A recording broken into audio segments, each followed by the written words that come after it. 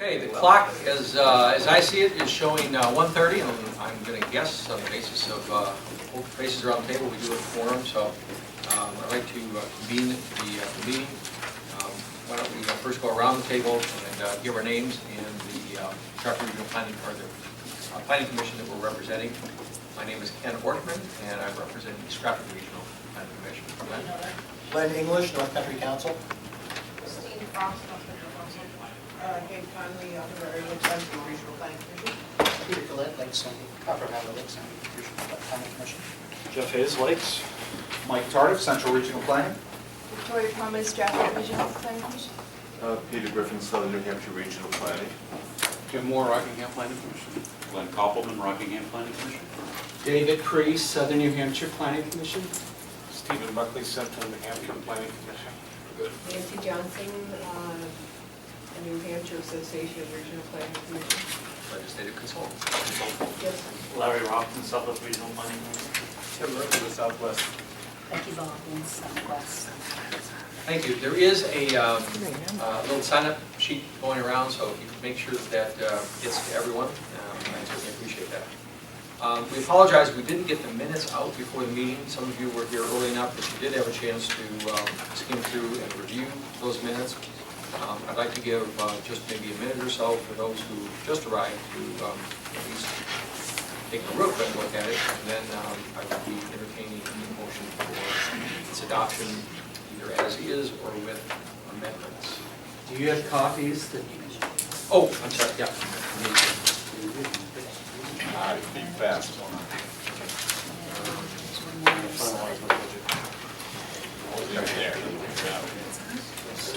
So we've got an extra for you, Randy. Oh, thank you. It's kind of over the lakes over there. Yeah, they just got put around. So, well, actually, you can probably throw it over there. That's what I did. You just cast it where you'd like it. Nice people to pass it all the way around. Lakes. It's very important to the economy, this kind of lakes. Almost as important as the Queen City.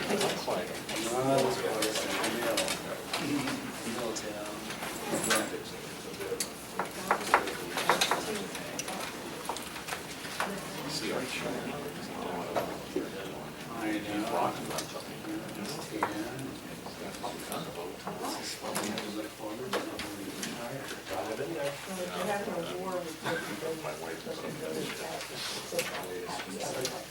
Okay, is there anyone who is in a position or interested in making a motion?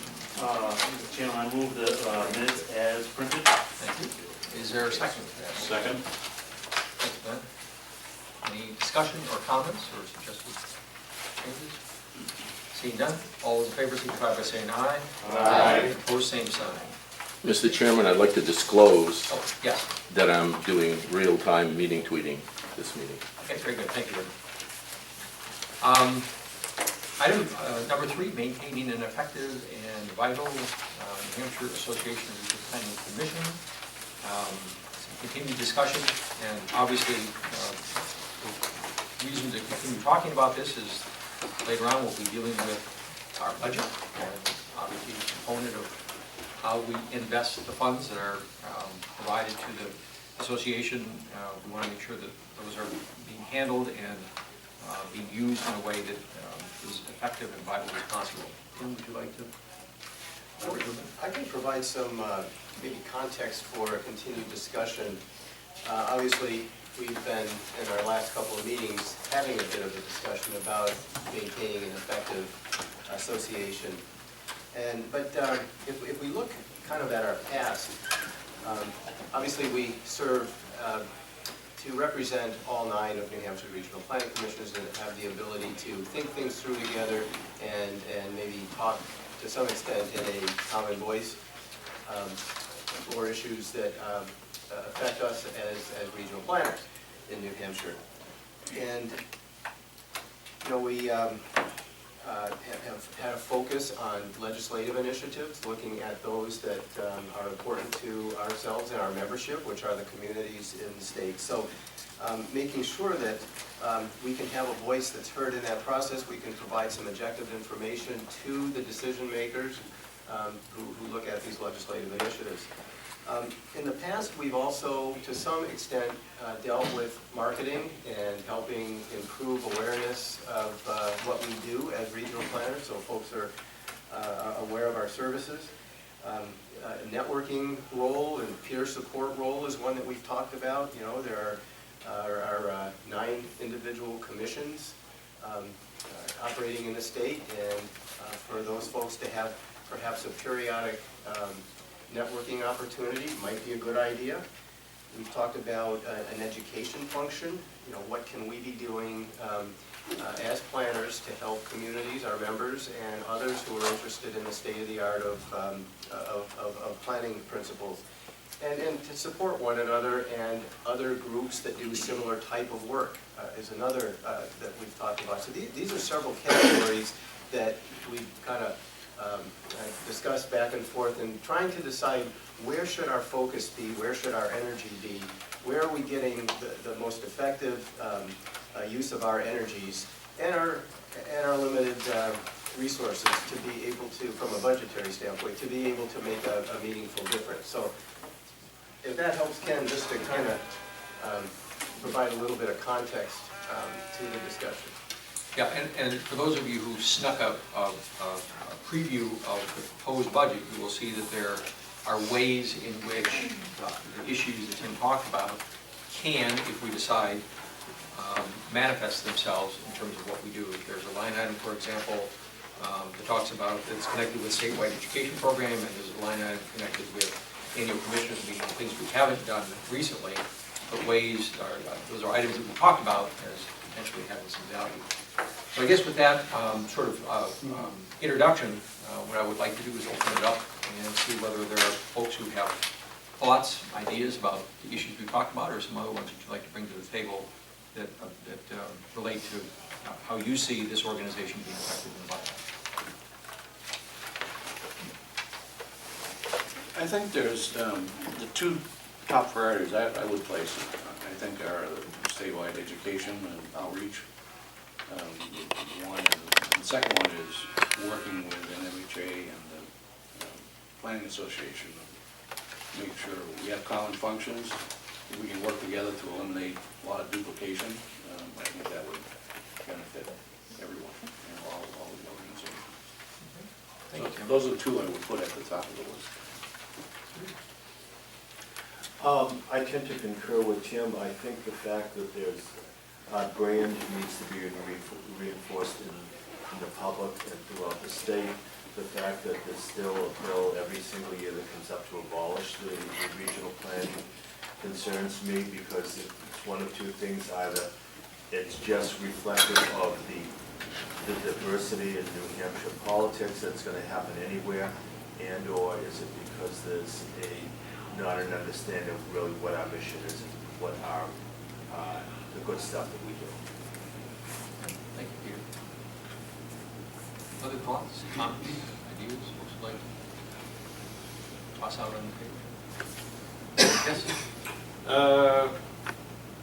Because I would approach this from a dollars and cents point of view. I'm reading the 2 budgets that are, I guess, existing and proposed. And One's a financial report, Steve. right, well, I'm just comparing the existing to the financial report to the proposed. It's not an insignificant increase.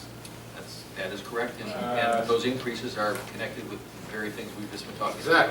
Exactly. So if you ask me, I'd say steady state is fine. I'm not sure we're able to stomach this much additional expense, but Central is just a poor little rural RPC. Other RPCs have different standing in the world, but I think our legislative activities are doing well, and I think that works pretty well. I'll just be a little concerned about that much of an increase in 1 year, from my 2 cents.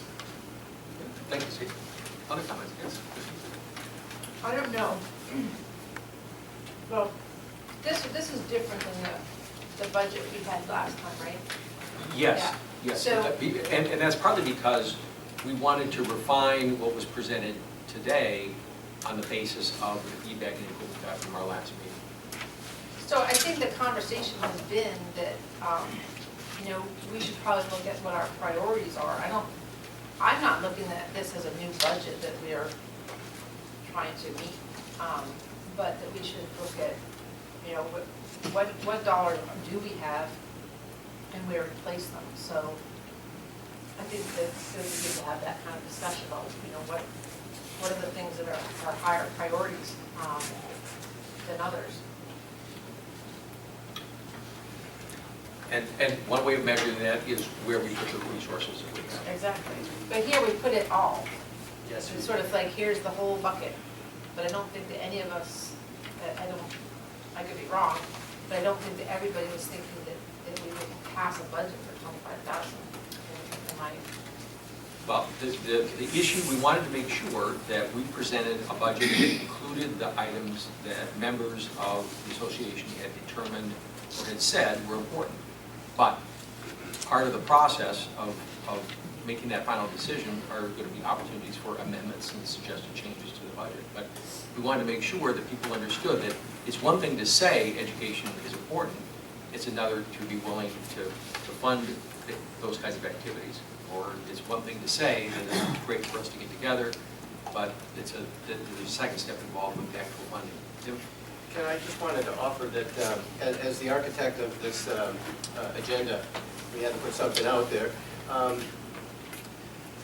There's a bit of a chicken and egg relationship between having an objective discussion about being effective and then looking at a budget. Okay, so I'm not surprised that we are tempted to look at the budget, and at some point during this meeting I think we need to. But my thought for this part of the agenda was to give us an opportunity to kind of forget the dollars for a minute and just focus on what is it that we ought to be doing that we think will be our best bang for whatever the buck is that we can afford to put towards the work of this group. So, some of these ideas, I thought we started off describing what some of the priorities might be in terms of education, outreach, partnering with certain activities of, say, NHMA and NHPA. Peter's talking about branding as something that's important. I think this is what we want to be talking about initially. And, we know of some of them already. We have had a legislative focus. Steve mentions that it's been working. Okay, that's a perspective. Do we all share that? And do we feel that an education program is something that would be pay some dividends, I guess, if you will, in terms of being effective? Jeff? So I think I agree with everything that's been said so far, but I think the other element that we have to add here is are we only talking, if we are talking about increasing the budget, are we thinking of other sources of funding beyond just RPC dues? Or I think the assumption right now is that it's just RPC dues, and I think some other ideas have been put on the table, and I think to me that's an integral part of the discussion, because I do really agree with what Steve had to say at the beginning too about budgets. Thank you. Glenn? Just to follow up on Tim a little bit, the statewide education program, are we proposing specifically to pick up for the lack of training from OEP over the years and the reduction of what they're doing, or are we talking about something in addition to that? So I wouldn't characterize it as the lack of, I would say to supplement might be, and I wish Cliff was here because this is something he's taking some leadership on, but as he's described it, this concept is one that would put together training modules not dissimilar from the annual law lecture series that the New Hampshire Municipal Association puts on. And what we would do is on an annual basis select kinds of curriculum or subject matter that we felt was of most interest, or hot topics, if you will, and that we would have, but it would just focus on planning issues. And so, yeah, that's what the concept is. It's not a single event. It's not a, filling in for, the spring conference or. I just think to the extent we do something like that, I think state funding should help it. you know, I don't know whether you're planning on using the target block grant money, or I guess that's the only real state money you can get anymore other than the contracts. So I just have a problem with us doing something that they are not using that money. I'm going to stick with folks who haven't spoken yet, and then I'll come back. David? Yes, I do like to speak on a couple of items. The legislative consultant, and I don't know if they're, I guess it would come under the public outreach and education. One of the messages that we have heard from legislators, from our local governments, is that they still are confused as to what we are doing, what services we are providing to our member communities. The message is not out there. And I think all of the executive directors would agree with me that we need to focus on the messaging of what regional planning commissions do for our communities and the valuable services that we provide them. In light of that, we have gotten some very good presence with our legislative consultant in Concord for the past several years.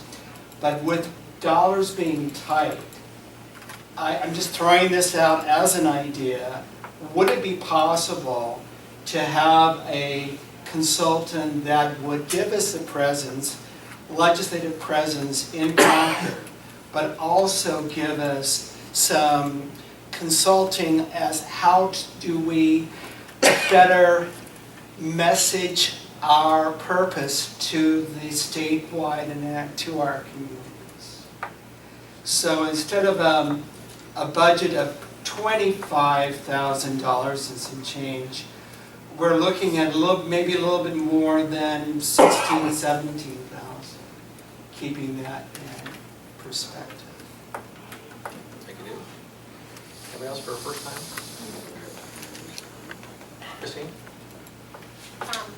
So I guess I would keep in line with what Tim was saying, that we wanted to have this conversation about, as far as getting the, sort of elevating the commissioners of all of our organizations to, you know, so that it's important to be part of the regional planning commission.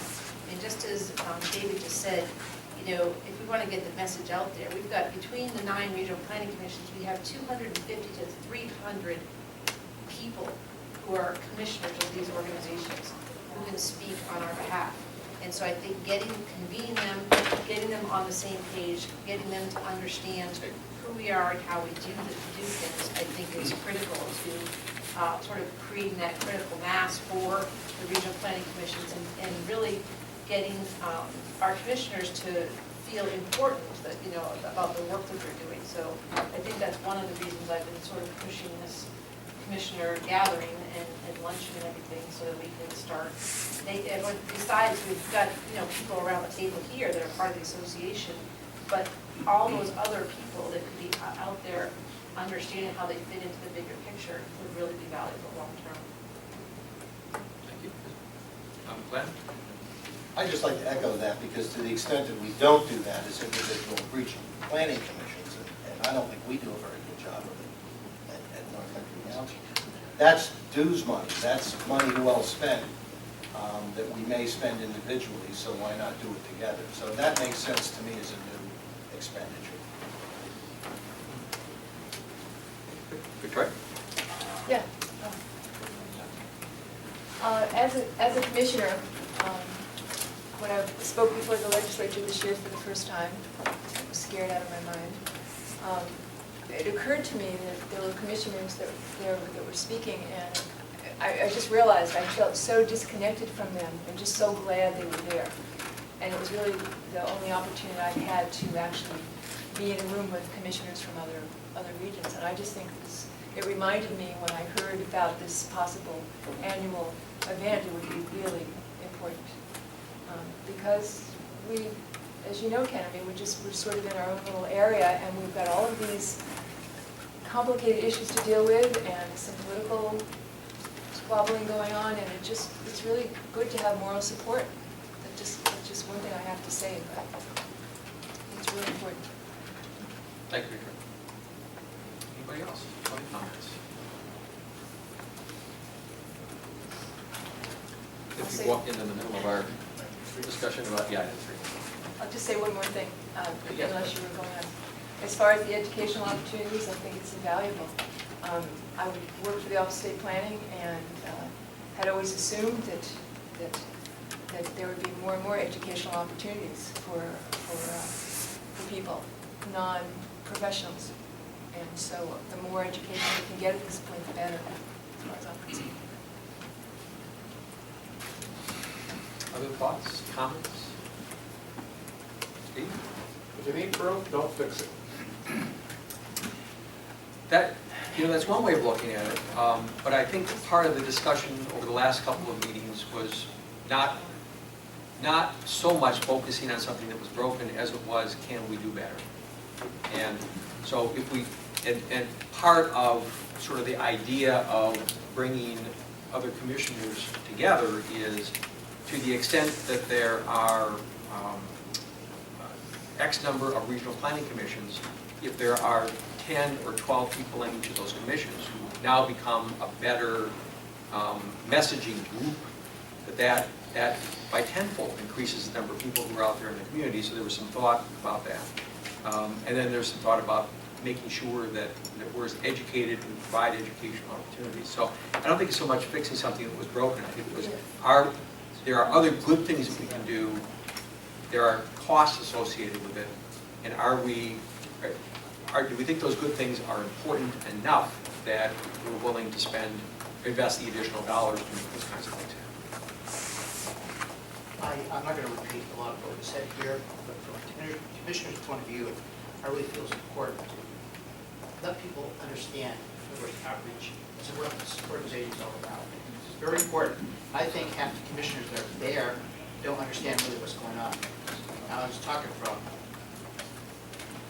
where I sit, and they come to a meeting every other month, and they get involved somewhat in the meeting, and that's it. So I think the more outreach you have, the more education will benefit the organization.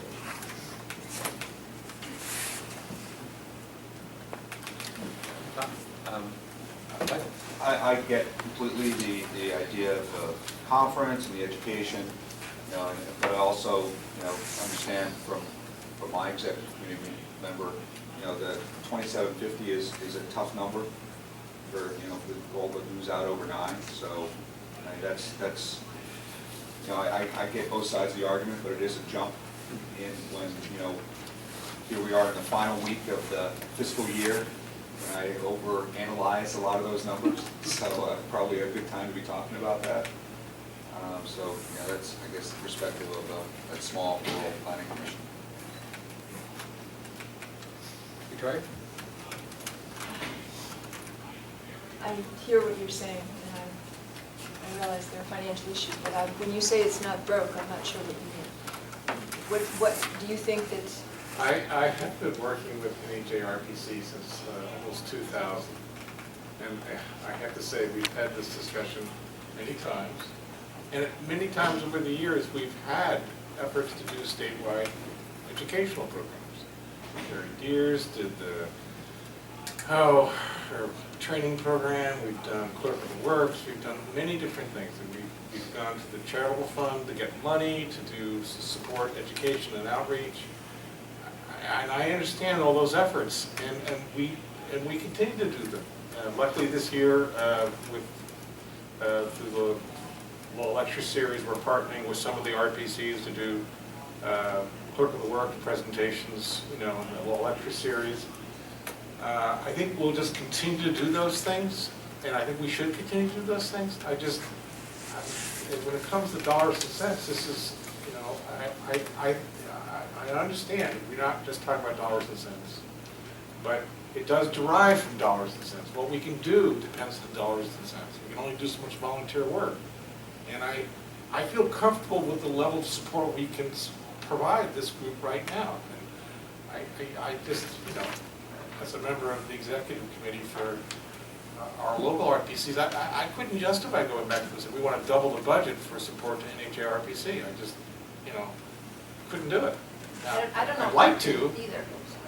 I'd like to, but I don't think we can do it. That's just, that's my feeling.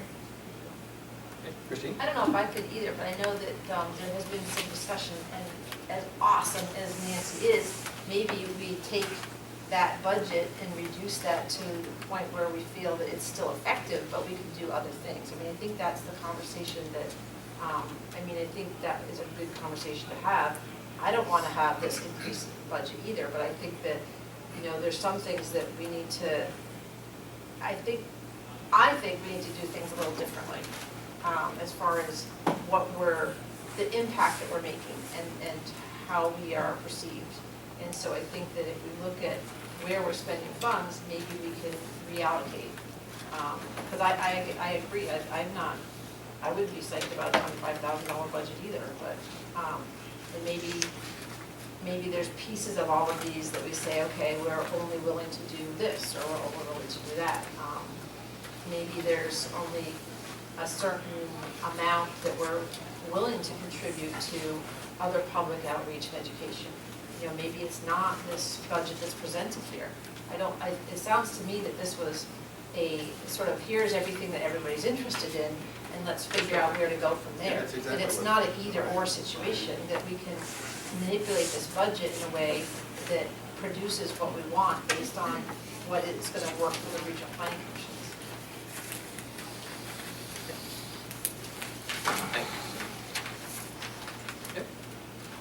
Yep. I would echo part of that, and I feel like over the past maybe even 5-10 years that we've become, I think our public face has become more and more associated with legislation and less with education and less with collaboration between our commissions. So I would like to see us move more in the direction of providing that sort of planning education element to what we do. Thank you. Right?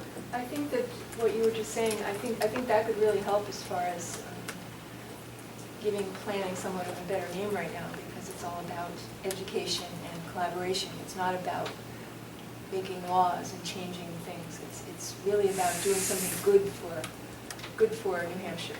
It can come across that way, I think.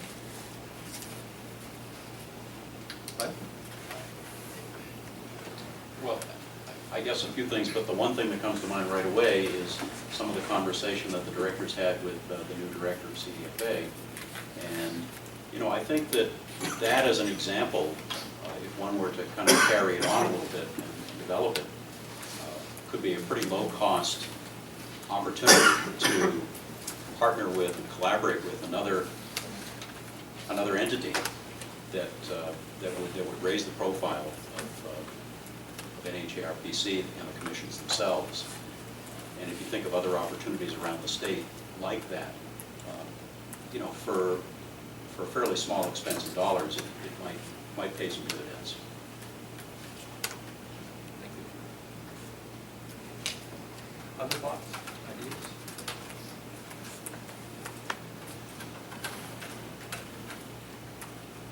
Okay. So again, Yeah, David. my question is, the statewide educational program, is this for our planning commissioners or for planners, whether they be local, state, or regional? This would be, we've discussed trying to set up a parallel set of lecture series like the law lecture series, but focused more on planning procedures, planning law, planning policy, as an equivalent to the law lecture series, but as sort of the go-to for mostly planning board members or land use board members in the state to get some sort of consistent education every year, an opportunity for that. And I think our interest, Steve, would be to partner with NHNA on that if that's something that, or at least discuss that as a possibility. Absolutely. That's why I reached out this year to the Clerk of the Works program, because I felt that was the most effective way to do some of which has already been done, and it needs to be done every year. And in fact, there's a statutory mandate for it in RSA 674, I believe. It says, or actually it's in 672, I think every new land use board member is required, or should, I can't remember how it's worded. Yeah, and OEP has a mandate. They have a mandate too. Well, they, Whatever it is. I think they fulfill it now with their website. I didn't mean to be pejorative. But anyway, answer to your question, it's not for commissioners, although they would certainly be invited, but it's, the focus is for planning board, land use board members. Just one more thing I want to mention about the getting other commissioners together. I feel like this is deja vu all over again. Haven't we tried that before? And didn't we once try to have like a, and it just collapsed, either because we couldn't get the people together, we couldn't get the place, and we couldn't figure out a time that made sense for everyone. And I remember quite clearly that we were trying to create some kind of global, all commissioners meeting, and it was going to be in June, and we tried and set the time, and it just never happened. And I don't have that recollection. Oh, I remember very clearly, and it just never came about because we didn't have either, we couldn't all coordinate it. There was one year where we were gonna meet at the mansion or whatever it is. over- Kimball. Yeah. We were moving towards it, and it just never happened. Yeah. We had to cancel it, I think. That was just this group. No, it was going to be an all commissioners meeting. You're right, it's just. Okay, I could be wrong, but in any case, that's why I was thinking I've been here before. I think I've heard this before, but in any case, the idea of an all commissioners meeting, I think we have tried. Whether we really put all the details and spend the money to make it happen, because we probably would have to give some mileage support to some of the commissioners on the outlying areas. Some kind of, because this is, from people way up north, it's not an insignificant trip. So, it's not a bad idea. I think you just have to have a purpose for it. And it could be a much larger version of what we used to do with the Minot Center, which would be fun. It'd be great. Other comments, questions? Okay. Thank you, everyone, for chiming in. We'll have an opportunity in a little bit to talk about it further when we look at the various line items of the budget. The 2014 legislative session, Nancy was busy as usual in terms of sharing the interest and perspective of the association. Nancy, I think you sent out fairly recently a little memo or sort of a summary, and perhaps you could kind of go over that, and we can see whether folks have other questions or issues they'd like to chat about. Sure. I sent out an update. Things are being finalized. The governor either has, she's not going to, any bill that's pending and she hasn't signed, there's no threat of vetoes from her office. And I did try to summarize it because there are some things in flux. There were 27 bills that we were actively watching, working on, plus the 10-year transportation plan, House Bill 2014. Of that 27 typical year, 15 bills were either killed, ITL'd, or laid on the table, which the second year, that's a very polite way of killing the bill, because any bill that goes into laid on the table or even interim study, it has to get, it's a new year, and anyone can file anything. So people are getting nervous about, oh, there's some bills that are interim study. Well, yeah, it'd be fun to go watch them, have input, but in reality, they still have to file again. It's a new bill. 3 of the bills did go into interim study, and 9 have either been signed by the governor or are enrolled. And someone asked me about enrolled. I forget sometimes that people don't always know. Enrolled there's a, believe it or not, there's a Senate Enrollment Committee and a House Enrollment Committee. And this is the last time everybody gets to look at it. And it's nothing substantial, it's for spelling, references to RSA, syntax, you know, is the comma there or not there? It's the last chance before it goes to the governor's office to get a really thorough look at the bill. So that's what they mean by enrolled, it's on its way. Just as an update, believe it or not, people who are in office right now and are running again can file September 15th. It's almost July. So, you know, it's going to happen very quickly. They're filing between 15 and the 27th of September. And then the election, clearly. And those who get elected, there's another filing period from November 12th to December 5th. So those who file, just for your information, and don't get reelected, they can pass it off to a friend, or it could just die. So you never know at this point. And certainly I can answer any questions that you have. I hope. Questions, Nancy, in terms of the legislation? How many of these things do you think will resurface, or do you see like a whole new wave of people and things happening next fall? And clearly, the election's going to have an impact. There are some people who are running for Senate that haven't before. That could have an impact on us seeing some of the same things. I would say there's certainly going to be bills about RPC that will surface again. And just to throw it out, I've heard you discussing about understanding of what RPCs do. I think that's true. I think you've made incredible progress towards that end in Concord. I think there are some concerns about not necessarily understanding, but concern about process, real or unreal, as an issue. Firms or communication firms that offers both legislative, consulting, as well as consulting on how to improve or better the message that you're trying to get out to your communities, to your membership, to the state agencies.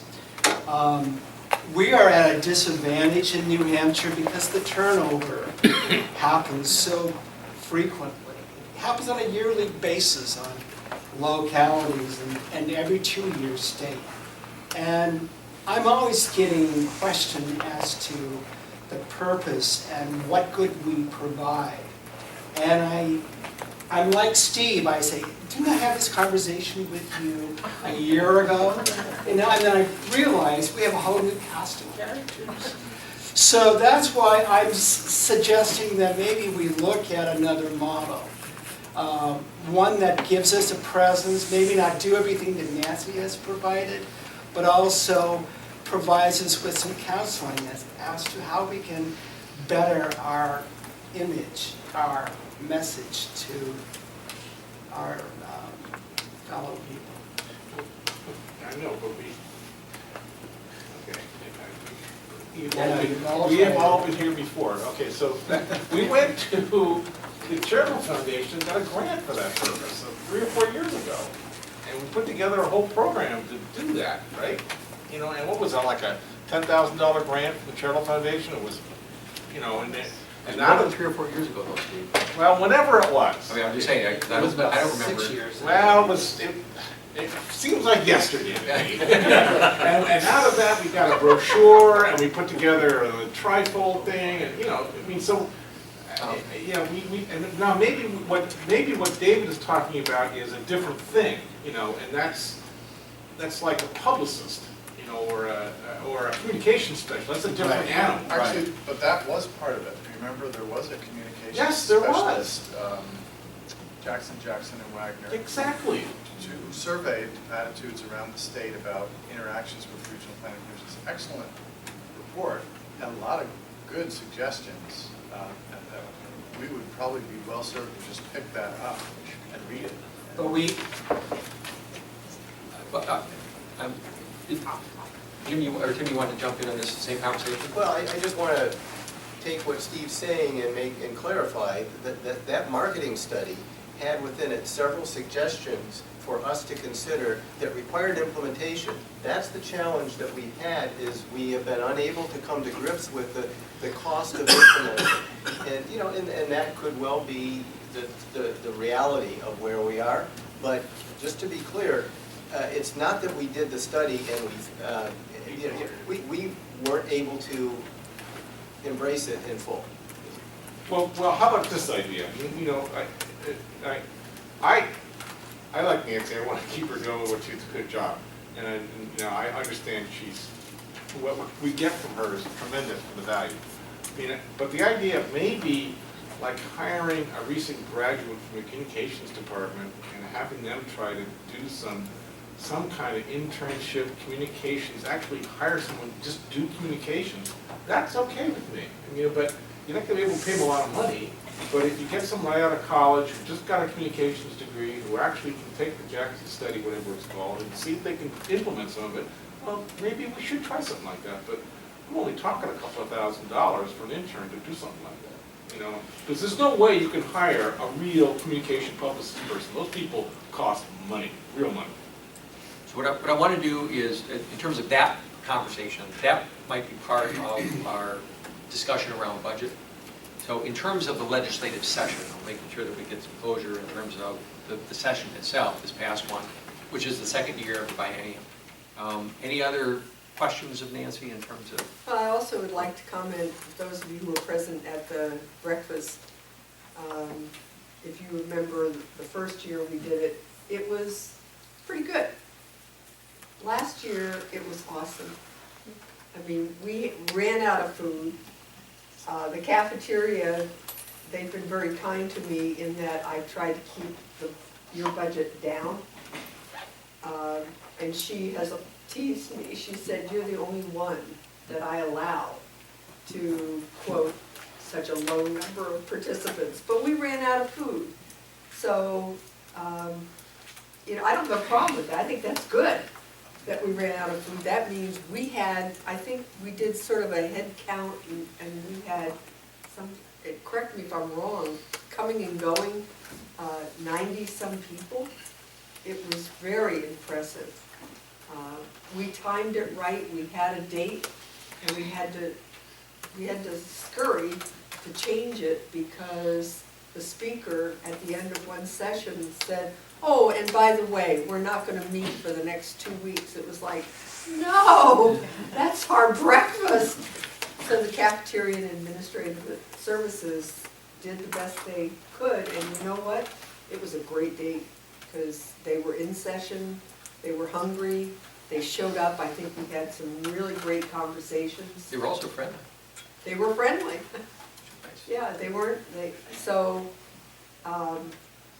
you know, I think, again, I know being in Concord day after day, whether it's an issue of yours or not, go on during the day. I wish some of you could even shadow me because you get Senator Booton who says, "Come here, I need to talk to you. Where's regional planning on this?" Or where are the planners on this? So, you know, I don't report that on a daily basis, but your presence in Concord is known. And I would, of course, you know, I guess I'm encouraging you not to turn the faucet on and off, because once you turn it off, it's pretty hard to turn it back on again. You're back a couple steps. And if your presence is not there, whether you think we've had too much legislation and focus or not, you know that what they do has an impact on not only your communities, but regional planning commissions, and I hate to lose that, so. I've said enough. Other questions, comments on the legislative session? Oh, I just have one question about the, what was the outcome of that a very interesting bill proposed by Senator Bradley with notice that has to be given to people who are having zoning changes made and Yeah. boundaries? It went to committee of conference. What's going on with that? Yeah, it went to committee of conference, and it got scaled back a little bit. I think it's down to 50 or less that have to be notified. So anytime a town proposes a change in either a zoning boundary or a use within that zone, That's correct. the town now has to send a notice to everyone who's affected if it's less than 50. That's correct. And is it one of these, words, they're now using the word verified, whatever that means, as opposed to certified mail? Do we Yes. know? Yeah, it's not certified mail. It's called verified. Has that been defined by anybody yet? Do we I know don't think what they say, verified means? I don't think for the they post say office to weigh in on that. verified. That's the new term of art in there. Maybe it has to do with email. We don't know Well, really you what the can term sign, means. part of it is, which the municipal association, weeks and weeks, months ago, you know, I have these fantasies sometimes, and I thought, why are we still doing US mail? This is crazy. So I went to the municipal association, I said, you know, why aren't we using email more? And I was waiting for them to say, boy, that's the dumbest idea we ever heard. Well, you know what? It's part of this bill. And they said, it is a good idea, that's where we're going. Not everyone has email, but you can link, you can get a request, and I don't know the technical Term thing. receipt. Yeah, Yes, that, yes, but you don't have to yes. send out emails, it's a matter of being linked to a URL or something, where you get that information automatically when there's a change in whatever. Well, okay, so that bill is done. It is. And it's passed and has signed it, I don't know enrolled. if she signed it, but it did go to committee, that was, Went to enrolling, so to speak. it's enrolled, Okay. yeah. Yeah, the thing is, boy, that was a tough one, because we fought it in the House, and the House put it into a study. Right, and then Bradley brought it back on another bill. Bradley brought it back on another bill, and it was huge. And the Municipal and County Government Committee decided to go along with What Bradley wanted. what Bradley wanted. Right. That's to put it nicely. Right. And I think he is very sincere, really sincere, in that he wants people to be notified more. I don't think, even though it happened to him personally, I think his intent is really sincere, as are others, that the notification of abutters is fine, but there are zoning changes many times that impact people, and you know, there's this fine line between it's your responsibility to be informed about things, and people's lives have changed, and they can't always be as informed as they need to be, or can be, or should be, and so. Make one comment, this is really firing something in my head, that this is a weird, one of the reasons I said that I think our public face has been more about legislation, and I see that as not completely a positive, is that it's invisible to our municipalities, I think, very often. We may be spending a lot of time tracking legislation, you know, doing things like that, but I don't think our members know anything about that, or maybe don't even care that much about it. But here is a place where we could actually be a real service to our towns, and that is often people are following legislation, and then it passes, And the communities don't have a clue necessarily. They may not be planners. I think the Municipal Association does a good job of Got the bulletin. the bulletin. But when it's all over, it's like everybody's exhausted and they forgot about it. And all of a sudden there are these changes in law that, did you know about that law?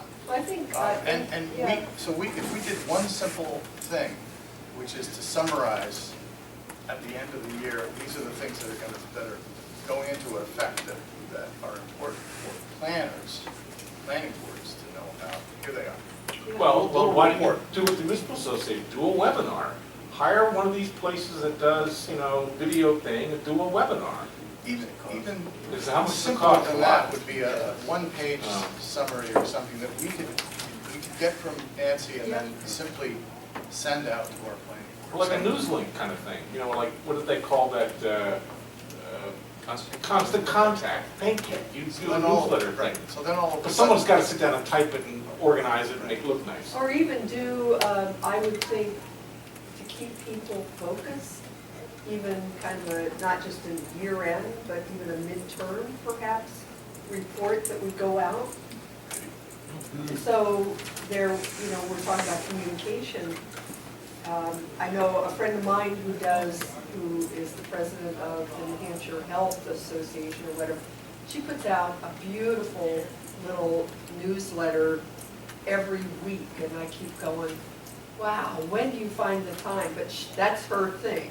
It's one job she has, and it's a non-paying job. It's a volunteer job, and she puts out that every week. In fact, she does, and I don't know how this is something you might consider, she does also, as do others, a one-pager prior to the legislative session. There's the gold sheet, which is ultra conservative, that gets passed out. She puts out dealing with health issues, and it goes into everyone's mailboxes. And maybe that's something, but we tend to watch a lot of things as opposed to taking positions, but even watching, making people aware of. Yeah, and I'm not really talking about that. I'm talking about turning our legislative tracking effort into really a public educational thing for land use boards. It says, so here's the results of what happened this year that you need to know about because it affects your procedures or something you're I think now that's a great required. idea. I think that's a great idea. That may be something we need to add to our legislative. Well, yeah, that's the intern you're going to hire with the suggested person who's graduated a communications degree who's going to generate that constant contact email newsletter you're going to ship out to all the planning board contacts you have in your email address. I think the danger of that is that it becomes one of dozens that people get. This is a once a session or maybe twice a session thing that says, this is important, you need to pay attention to this. This affects what you have to do. But an email format is cheaper than having to mail something out. Victoria? Every year, obviously, our planning board gets a new book of all of the new stuff that's in there, the old, and we get our books. Yeah, and we just, that's all we get, so if you could put that, you could put that addition to it, because they have no clue, we have no clue. But it might be really more of the process, because, and no offense, but if you hire a communication graduate, maybe a great communication person, but frankly, I'm gonna spend a lot of time explaining to them how to read RSAs and the process, and you know what I mean? Yeah. So, David? anyway, I'll shut up. Yeah, my question, go ahead, I just lost my question. Raise your hand when it comes back and I'll get to you. I will. Okay. I don't think you can see me over here. Yeah, I'm sorry. So if this isn't too detailed, I wanted to ask Nancy if she could describe, to the best of your recollection or what you saw, what ultimately happened with two of these bills. Why did they, after being alive and having had amendments made to them, in the end, House Bill 286 relative to broadband and And this whole idea of municipal bonding collapsed in front of the Senate committee. So that's one. And the other is the House Bill 1573 relative to, 1570 relative to the paint stewardship. Yeah, let me address the paint stewardship.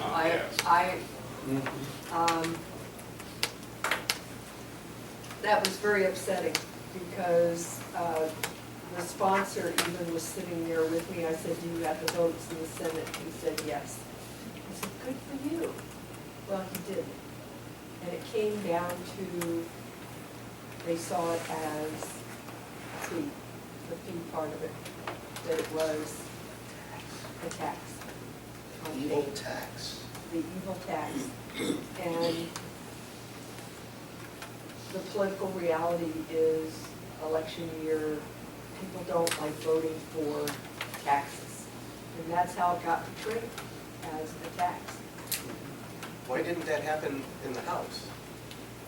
Just curious if you know. The House is just very different from the Senate. The House is not as sensitive to that as the Senate is. You know, there are fewer of them. They're very exposed. Lobbied to death. Pardon? Lobbied to death. Yeah, they were lobbied to death. And it was, if you were on social media, if you're on Facebook, et cetera, it was portrayed as a paid tax. So that's scary to senators. I asked one of the senators why that happened, and her take was a little different, and that was that she feels she got real retailers that did not want to participate, whereas the testimony was retailers were on board about this. So What Anyway, about so- 286? the Broadband. broadband, that collapsed again due to political things. You can't People trust your just town. couldn't. You can't trust the towns having any more power than they already have, because they're gonna tax you to death. Except same mentality. Remember when we tried to do home rule? Yeah, well, yeah. Well, we've got, not to digress, but then we've got some laws on the books that limit towns dramatically from doing things that you have to give them, you have to give them legislative authority to do certain things. So, I'm sorry, just to make sure, is it, I think I hear Glenn saying, this distrust of local government. No, what I'm saying is, every time there's an effort for more local control, it's squashed either by the state agencies or the legislature. And the excuse always is that those incompetent towns don't have enough intelligence to not do something crazy that we haven't pre-approved that's going to raise your taxes. Like broadband, I'm sure they thought every town was going to go out and bond millions of dollars to build broadband, which is not the case. So, as far as you know, Nancy, is it that issue, or was it the industry that doesn't want to see competition? And Or maybe a combination of both. Certainly. Maybe industry purveying this. Well, industry's already squashed the state from doing it. Yeah. So the state, you know, I think that's a point well taken. Now they're going to go after the towns. They don't want it to happen. And the House and the Senate are very different. And in the Senate, if you look at, I hate to bring this up, who makes contributions? I mean, none of my clients, I contribute to some people, but I do it as an individual. I can't do it as a client, you can't do it. But it does have an impact. It's unfortunate. Just cause and effect, I will tell you that the most questions I get as a town official is about this issue. Why don't we have it? And I have to sit there like a schmuck and go through this explanation. Industry doesn't want to service our area properly because there's no profit. Right. The state is not going to do it because there's no money, and we had this option, maybe the town could do it. Now that's dead, so. Yeah, I don't think that, I don't think it's tough. that extreme that all towns are stupid, but I know there was a concern that towns might get involved in something that in the long run they couldn't handle. I give towns a little more credit than that, Yeah, you know. I do know. So, I mean, you're a local official, I've been a local official many, many years, and, you know, I would trust the voters. Actually, that idea came out of Hanover, I think, Julia Griffin, and there's a town that certainly could afford to do it, and has a pretty competent administration, so. We'll see that again. We're gonna see it again. And we did do it, but it cost us $150,000 in legal fees to connect our fire department to our police department, just to interconnect within the town. Well, the And industry legal fees. didn't- In legal fees. Wow. Because the industry didn't want us to do it, so never dismiss the effect of industry. Tim and I just sat on the LGC committee, which will ask the legislature to reconsider the ability of municipalities to. NHMA. There's no Sorry, such thing as sorry, LGC. sorry. NHMA. Yeah. Anymore. Banish Please. that acronym. Okay, whatever. Suck it out. This place is called 25 Triangle Park. It's not the local government center. Okay, keep going, come on. They can call it NHMA. Anyway, it will come up again, and it will come from whatever they call this place. 25 Triangle Park. 25 Triangle Let's just call it the triangle. Yes. And next legislative session, but that's an example I want to throw out to you. Usually they don't come up against towns that once you start, you tend to finish things, but we weren't expecting to finish it that way. They always say making legislation is like making sausage. You don't want to watch it. And that's Yeah. true. Well, I think it was before we ever got to the factory. Yeah. See, make sure you know who your enemies are. Tim, did you get, Yes, are thank you you. all set? Okay. Any other questions on the legislative session, or any other comments on the 2014 legislative session? Okay, seeing none, let's move on to the next, should be our annual meeting business items. The first item on the agenda, item A, is the financial report as of June 23rd, 2014, and that should be in the packet that was handed out to you. Do you want to elaborate on it all, or just answer questions, or? Well, as Becky told me when I was reviewing the draft with her, this is exactly what it is.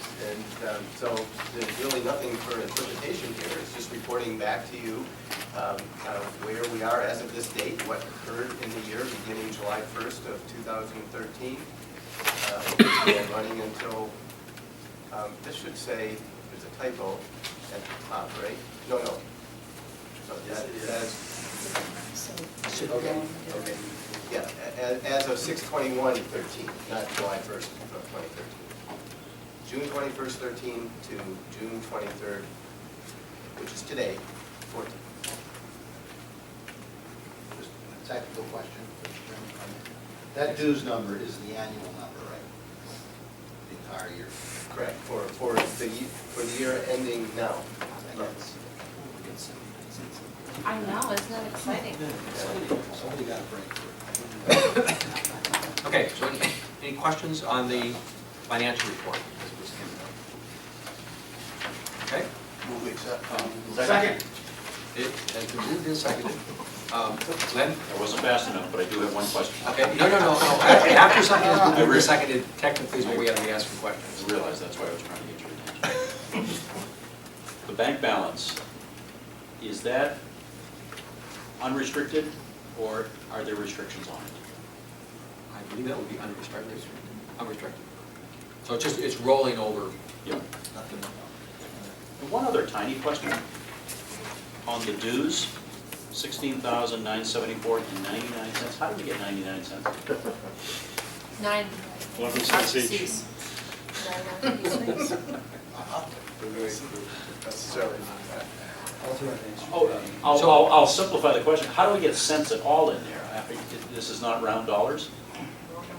No, it's not.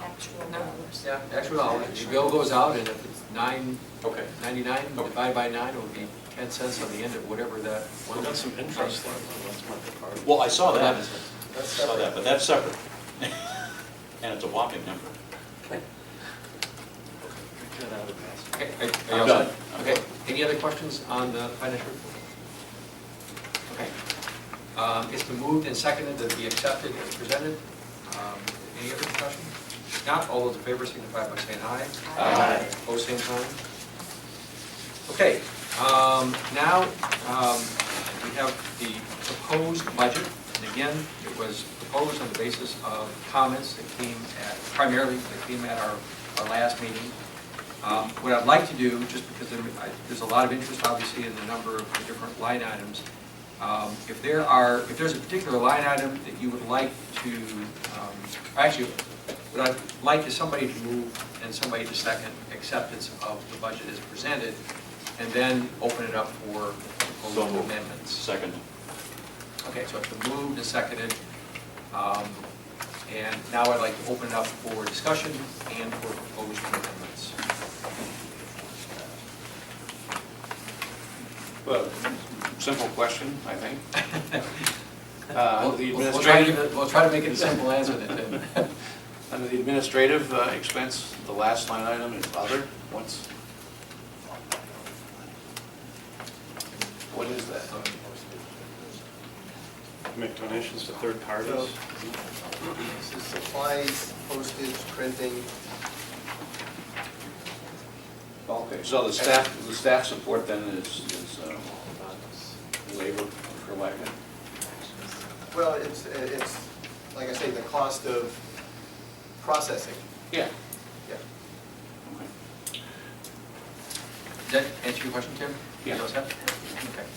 The brochure, I thought the brochure is digital, and any RPC can get the digital copy and go to Kinko's and whatever it's called now, and make copies.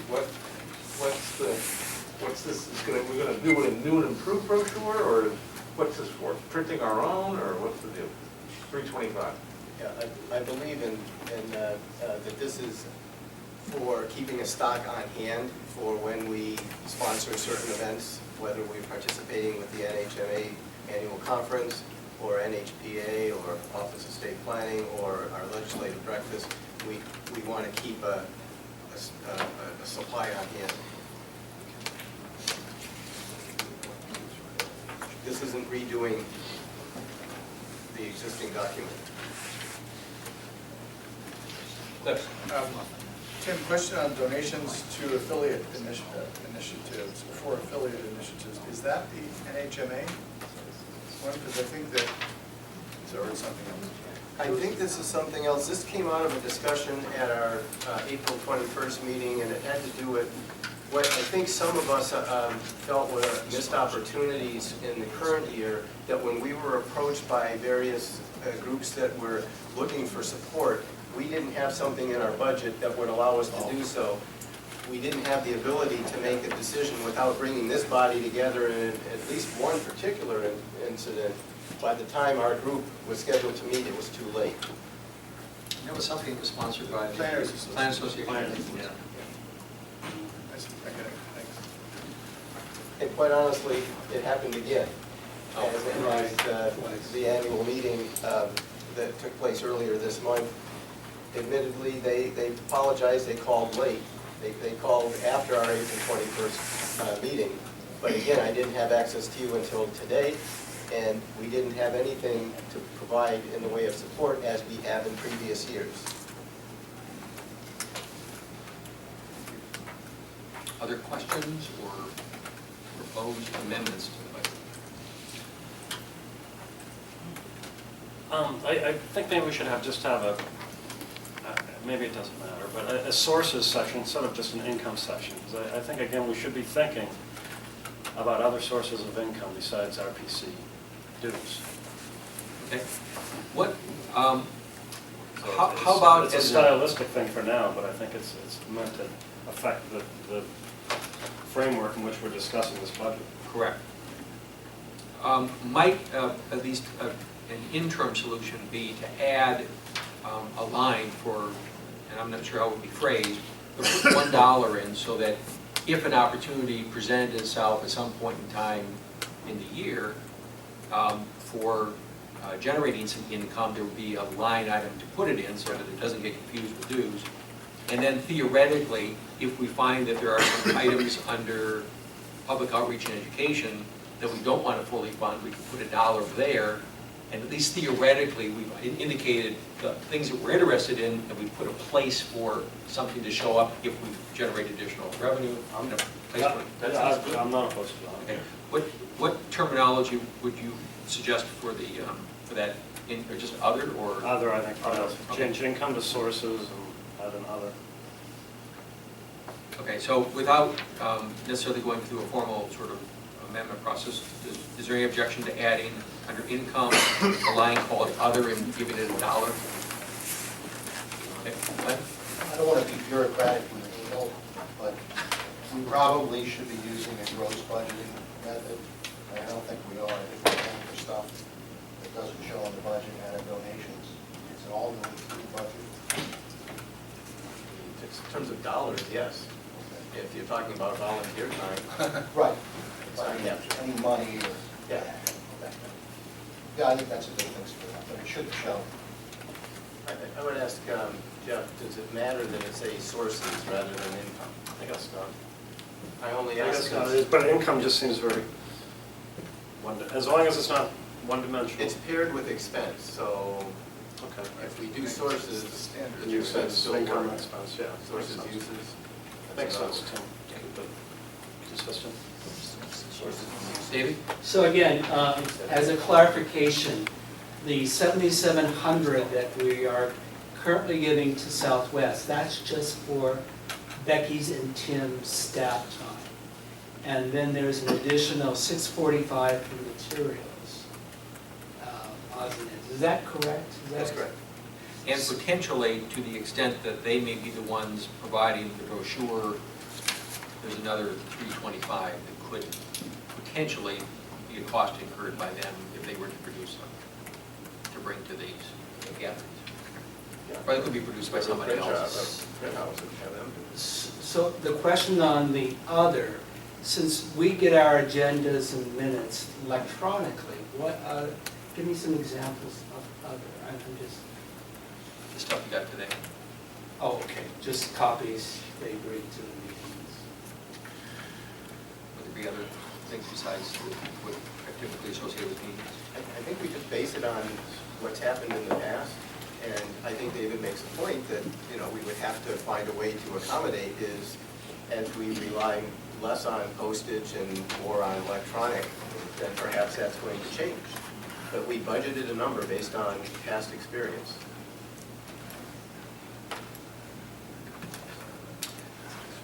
Other questions? I have a question. Do you prefer I hold it for the citizen portion? Objection, Yeah, he's not a member of the group.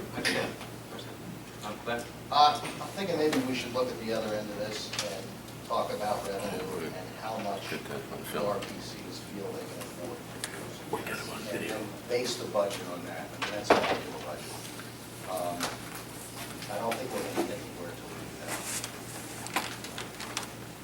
Okay. That's a suggestion. Does anybody? Sorry, would you repeat that, Connie? I think we should look at the dues that the RPCs are willing to pay to support this budget. Right now, it's a $1,000 increase for each. And, you know, what do they feel, if anything, that they can afford?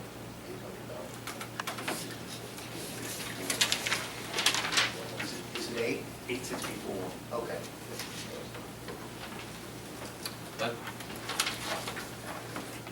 Are you taking comments on that, or just throwing out any other? If Glenn has made a suggestion, or if you have something else you'd like to suggest? Well, In addition to that, I think something going along with it, I mean, I listened to the discussion, I didn't contribute much to it, but I listened to the discussion about the statewide educational program. And frankly, I didn't hear a lot of good, solid stuff coming out of it. Now, that doesn't mean that I don't support making the profile of the RPCs and the associations better and improved.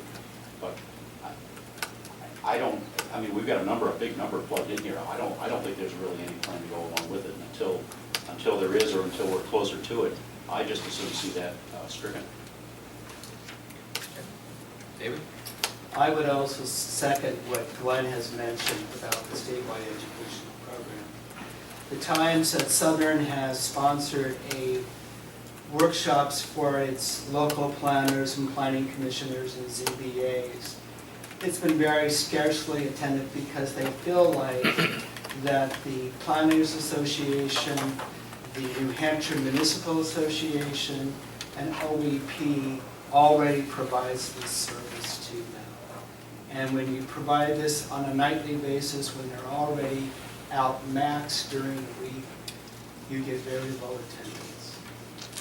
So I would entertain a motion either to leave the line item and leave $1 there, or to eliminate the line item altogether. May I make an alternate? Or I'm entertaining a motion. That was Okay, two well, samples. I would be happy to make a motion to amend the proposed budget so that it strikes the donation for contributions for affiliates, strikes the statewide education program, strikes the brochure expense, strikes the annual commissioners meeting, leaving all other items for a total budget of $17,220. So could I ask you to make separate motions, because there may On be each people that have one? different, yes. Because I think people may have different Really? opinions. Can we have a combination of a combined motion and separate motions? Because I think combining, there's value to combining them. Okay. So the motion is? The motion is to, the bottom line is $17,220. I'm taking out the commissioners meeting, the brochure, the statewide educational program, and the donations for affiliation issues. Assuming that my math is correct, it should come to $17,220. So what is that keeping in? It's keeping in the consultants, staff support, certificate of standing, other, legislative breakfast, presence, and HMA conference. Period.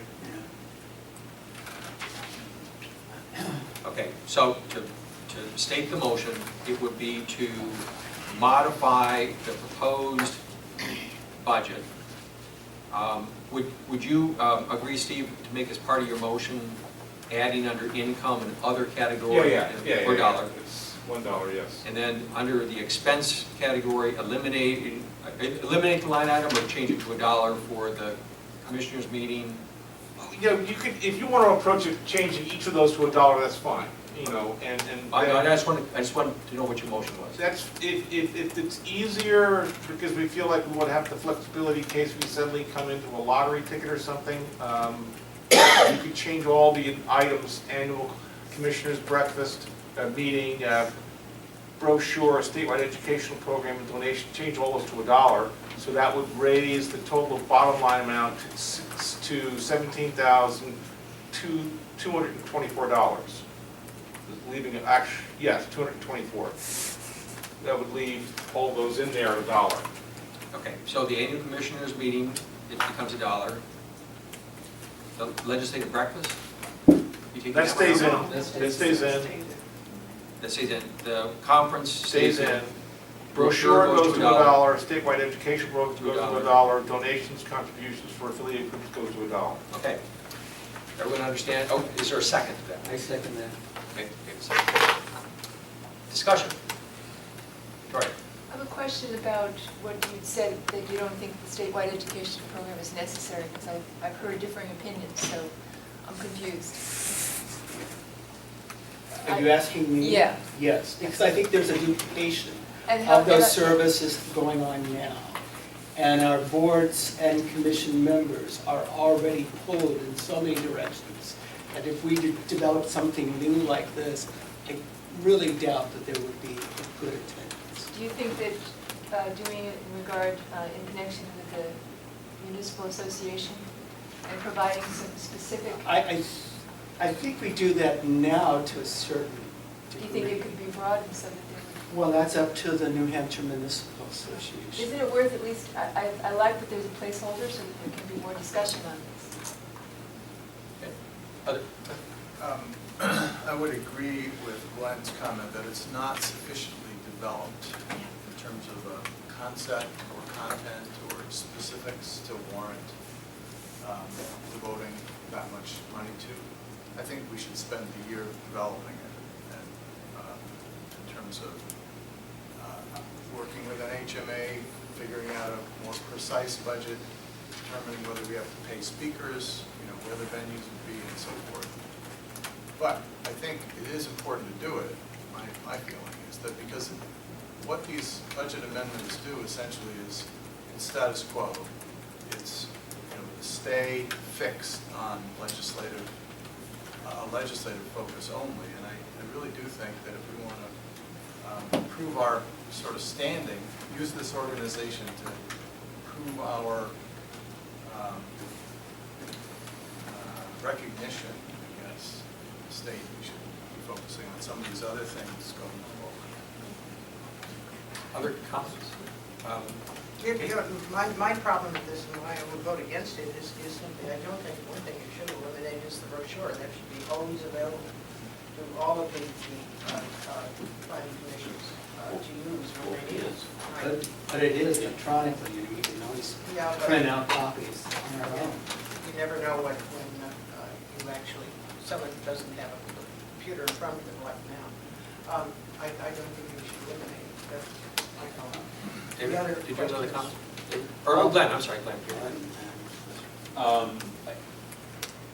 I'd be willing to support the motion that's been made, but I have an issue with dropping the very last item, the donation contributions for affiliate initiatives, down to $1, because I think that there are valuable opportunities, and those can really, a fairly small contribution can leverage the visibility and exposure of this organization, the RPC. So unless we were to put more money in that, I probably would not support the motion. Well, I would just call the question, see what happens. Right. That's all we're going to do. No, thank you, I appreciate that. Kim? A couple of things. One is I was thinking the exact line of thinking that Glenn just shared. The other is I can't count how many times we've come to the same place. Can I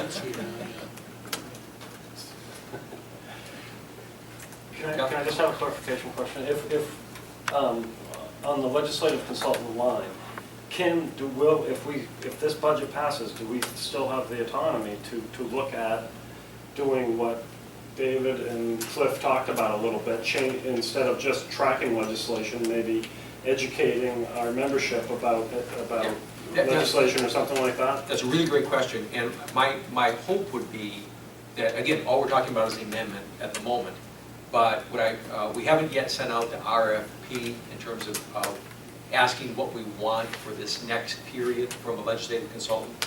So I want to have some discussion today to see if we can get some ideas so that we might want to modify what that RFP looks like to include exactly the things we talked about. So we're just passing the dollars today, we're not doing the scope of work for that month. Exactly.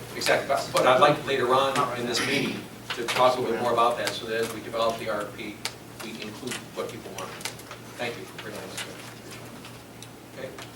Other questions regarding the amendment, proposed amendment? And again, Yes, the David? proposed amendment is putting back, it's Steve's amendment or putting back? No. No, the amendment is what Steve's motion. Okay. My motion. Thank you. Yes. Move the question. Once again. Okay? Question? I raised my hand the same. Yes. I just wonder, is there $1 for the annual commissioners meeting still there? Yes, for all of those. Yeah. Okay. All those in favor of the proposed amendment, let's make it clear in terms of how we're voting. So these are, you're representing the Regional Planning Commission or council. You have a vote, and I think we have Becky is here as staff. Nancy won't be voting. Do we get 2 votes for one planning commissioner, or is You it? can have the votes, I won't vote. You can vote for 3. No, you can have a member, I mean, your executive director and up to 2. But you gotta be in the room. That's right. Yeah. No proxies. So are we saying Correct. 2 votes? You each have a Yes, vote. if you're here. If you're here. Everyone has. Yeah, Show Plus- votes. Plus the director? So you Not- can't vote for yes, Cindy? including directors, but not staff. yeah, no. I'm voting. Yes. No proxies. Okay, so what I'd like, just because there's been some discussion about this, if folks who are in favor of the proposed amendment would raise their hands, please. So I have 1, 2, 3, 4 votes in favor. And those opposed, I have 1, 2, 3, 4, 5, 6, 7, 8, 9 votes opposed. Okay, so motion fails. Is there another amendment that's in the Chairman, I'd like to make a motion to amend the budget to reduce the statewide education program to $1 and to retain everything else. And I believe that would amount to a dues increase of maybe 400 something, But $500. what would the, can you Bottom line? calculate what the total bottom line budget would be? Just take 4,400 out. From the 25,645, somebody with a calculator that's doing that?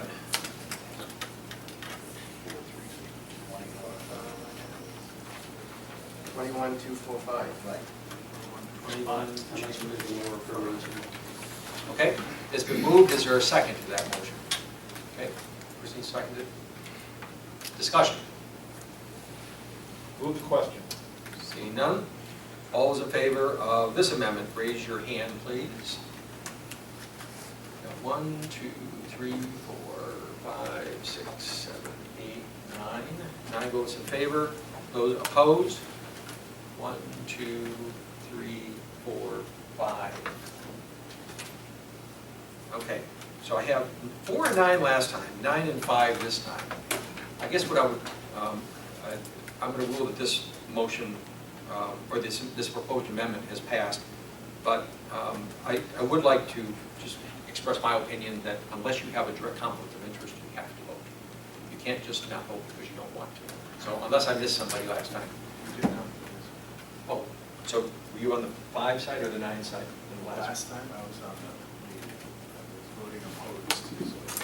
So that should have been 10 to 4? 10 to 5. You counted them the first time, right? I didn't vote either time. Oh, either time.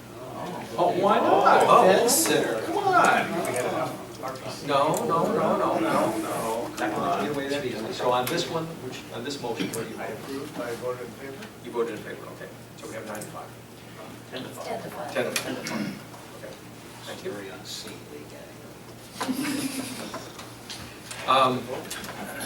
Okay, so we now have an amended proposed budget that increases the total income by $1. I'm assuming that was still part of your motion, to have the other line item, and reduces the total expenses to $21,245. Okay, that was the amendment. Are there any other proposed amendments that folks want to offer? Okay, all those in favor of the amended motion signify by saying, or raising your hand, please. I have 1, 2. We already did that. We already did that. We already Well, it was did the amendment. That was the amendment. Now he Now I'm voting on the Now, actual. I move that we, to adopt the I budget. move that we approve the amended budget. Second. Okay, thank you. Okay, now, all those in favor, Well, should there be raise your some discussion? hand. Oh, well, discussion, I'm sorry. I'm not, I just, Is there, no, didn't I ask if there was Move discussion? the question. okay, I will then ask,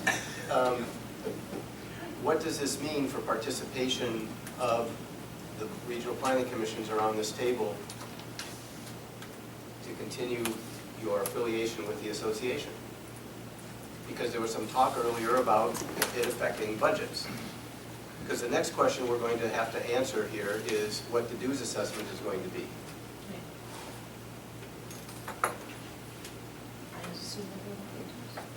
I'd be happy to speak to that. I know my executive director's already spoken to that. We have to take it back to the executive committee. see what they say. I mean, you know, it is what it is. I mean, I think we squeaked out into the black this year. We did. But it's touch and go. So it is what it is, you know? It's always been in the budget for Central. And, you know, this is, you know, it's just tough to have it go up.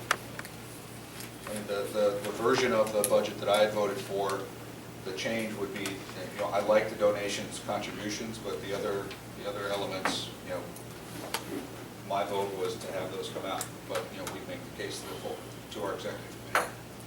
Christine? Increasing our budget is really tough. There's a lot going on, and it's really difficult when more and more things cannot be put into your indirect indirect cost rate, and that it's really hard to recover these types of costs. But I believe that if we continue to, work as an association, that we will all benefit in the future. What I would like to do is, over the course of the next year, maybe have some conversation about, okay, don't anyone hurt me, maybe it's a percentage of our budgets. I don't know. I mean, I think that there are some RPCs who have smaller budgets, and trying to come up with these costs outside of how you recoup those in a federal process, when you can only have certain items in your indirect cost rate, and where else do those funds come, is really, really tough. So, I support this because I think it's important, but I totally understand, what Mike and Central is talking about, because it's tough. Well, this is David from Southern. We're the largest regional government MPO. We haven't changed our membership dues in 22 years. I don't think we ever will, because of this settlement of what do we do for our communities. We experienced a 16% cut in revenue this year. And I kind of think that this is going to continue on, because most of the money that we have gotten from the federal government passed through to the state is drying up. And so it's hard for me, especially when other organizations like the Planners Association, APA, NARC, NATO, you name it, all are raising their dues without any notice to us, and then we are having to pick up that. So. Not to criticize your decision not to raise dues for over 20 years. It's not my decision, Glenn, it's my commission's decision. I mean, your commission. You know, the NHMA dues go up every year. Now, Right. Costs go up, it's a reality of life. So as one commission member, I don't have a big yank with that. I think, and I don't know that every member town would feel that way. They shouldn't anyway. Costs go up. Well, yes, and they are dropping out of the New Hampshire Municipal Association because they're looking for ways to cut. But yes, Manchester has not been a member now. Well, no, these are big, rich towns. I mean, come on. That's really, that is really a gross, saying it's a rich town. We also are rich with problems that other communities do not have to face. I just don't buy it. Yes, Peter. Cliff, a few years back, there was a situation with Salem, who dropped out of our Rockingham Planning Commission because they thought they could do it better. And that's how a lot of towns are thinking. They think they can do it better, and they can dispense with the participation in other organizations. So that's the prevailing sentiment that's out there now. So and I speak from two. In Salem's case, they're one of those communities that sees the dues as a opportunity cost for their own staff. That they see the ability to have additional planning staff by not paying dues. That's the way they've always sort of weighed the balance, and they've always come down on the earth, in the last 10 years, come down on the side that they'd rather spend the money on, internally on staff. But do they? Okay, yes. Well, on that point, it's usually the reverse. As soon as a town in our region gets a full-time planner, they're gone, in a lot of cases. So I think it's sort of the reverse of that, but it's the same general idea. Jeff?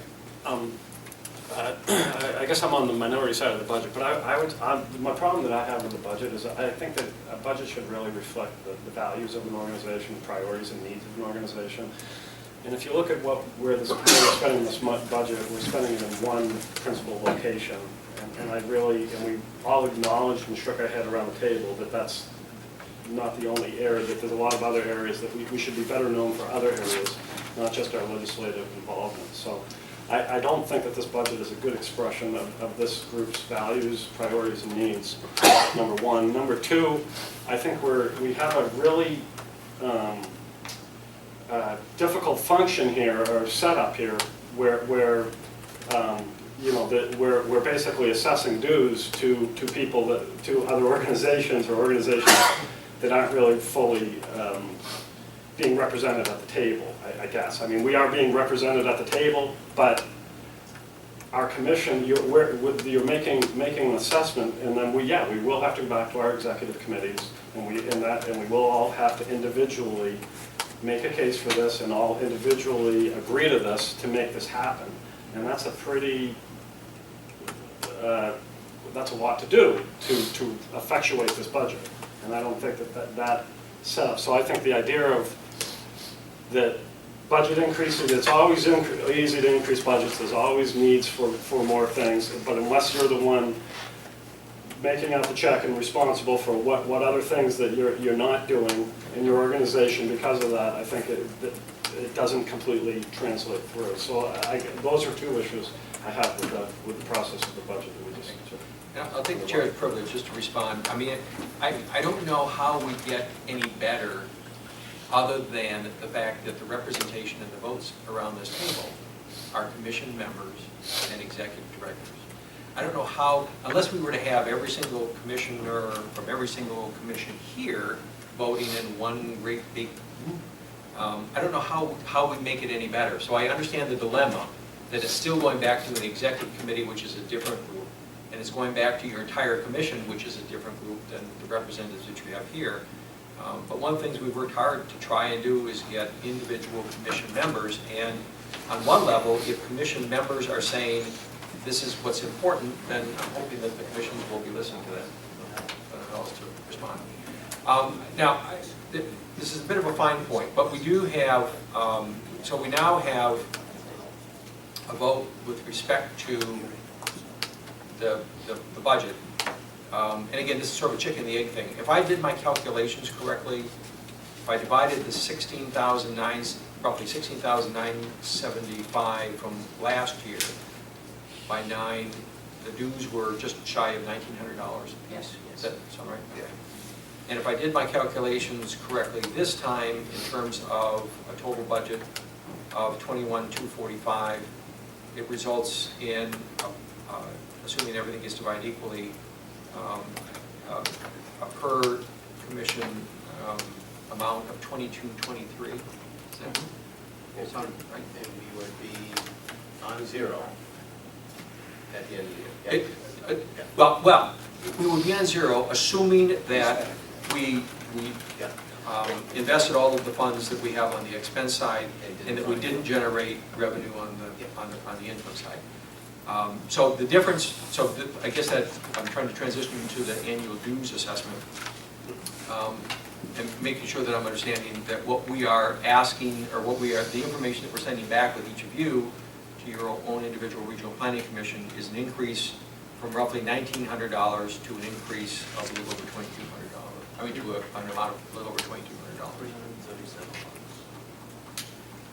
I'm sorry, what was the amount? 337 is the increase. So an increase of $337.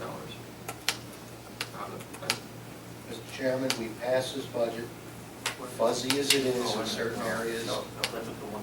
I find it hard to believe that each RPC can't come up with a dues That's increase. not- It's a little over $300. That's No, not it's the a little right over, number. that's not the right, It's not the right number. It's, Well, even if it's less than $500, it's, well, it's less than three. it's reasonable. I think it's, We need to move on. Move the question. we're doing It's the already math, done. please.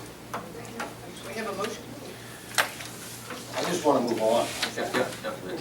I just want people know what is the number? So, yeah, I got it. yeah, So the annual increase would be the 2223 minus 1896, correct?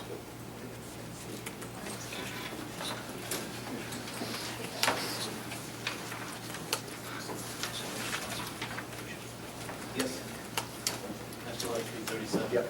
Okay, 337. Okay, so what I would be looking for a motion to officially request or to officially set the annual dues assessment request at an increase of $337 to an annual amount of $2223.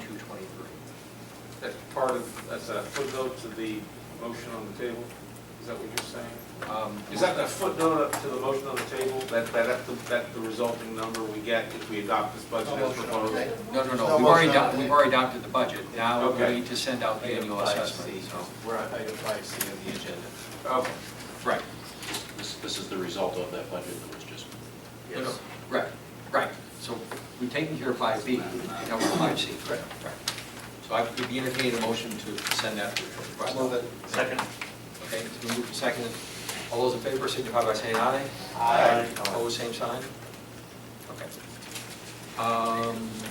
Staff support. Is there any, I guess I'll ask a question, is there any regional planning commission that would like to volunteer to take over the responsibilities of the Southwest Regional Planning Commission for the amount they have included in the Pay budget? attention to the man in the corner, no, I'm just kidding. I'm not expecting a response, but I wanted to ask it, just to be official. Tim, let me officially ask you if you're willing to continue for another year providing support service to the organization? I think the answer is, well, yes, the answer is yes, but I would really encourage that somebody be thinking about perhaps stepping into the role the following year. Yes, I will definitely think about that for next year. This year, there's too many things going on. Let's make sure that's in the minutes. Well, anyone might want to think about it, but I Yeah, think. we've done our share, need somebody else. Thank you. Come on, David. Who's that income? You're still mad at me from that Manchester. Under the line item of legislative consultant services. I have to yes. leave for another meeting in Manchester, so I'm sorry, thank you, David, for your information.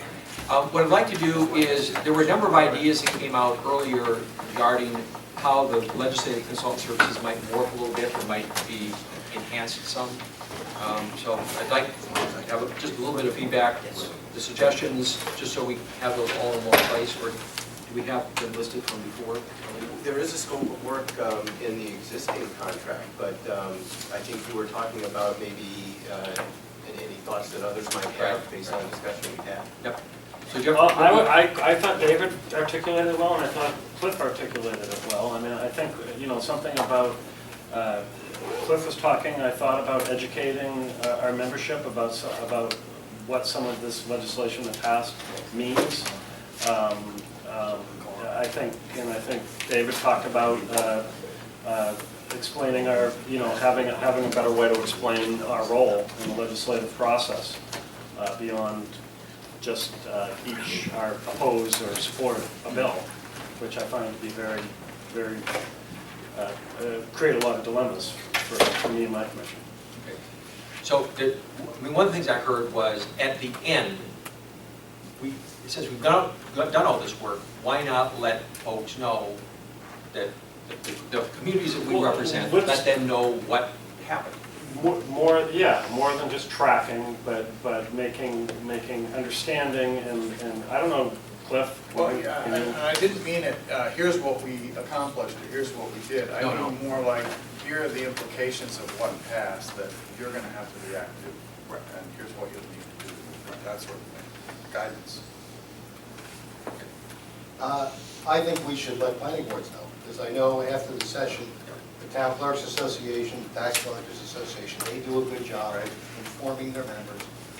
The select boards are usually informed, but the planning boards get it secondhand or third hand.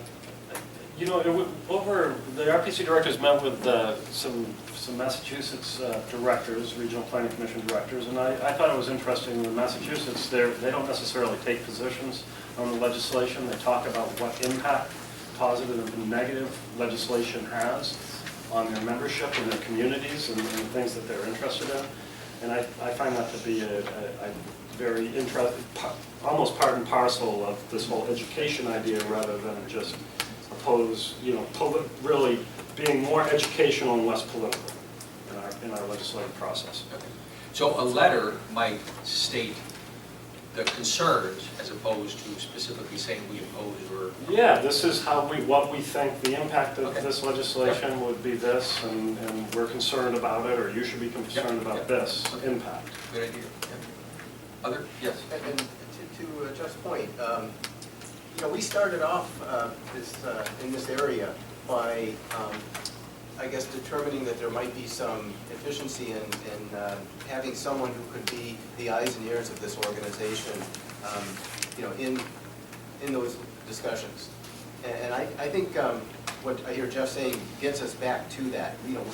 What I hear described to us, I hear it from legislators, I hear it from Nancy, that our perspective carries weight, that there are folks who are interested to hear what our perspective is. There's only so many professional planners in the state of New Hampshire, and we represent a good, a fair number of them. So they're interested in our perspective. Does that mean, it matters if we think, this should pass or not pass? I think what's more important is that we have an opportunity to share our thoughts, our perspective, so that decision makers can end up having the best information at their disposal to be able to make what they feel is the right decision. Yeah, good suggestion. Thank you. And I think, and the reason I say that is I think I want to think that way as your staff. I think you're going to turn to me and say, when we bring on a legislative consultant after we go through the RFP process, that you're going to look at me to develop a scope of work. Yep. And that's the kind of lens I like to use in developing that scope.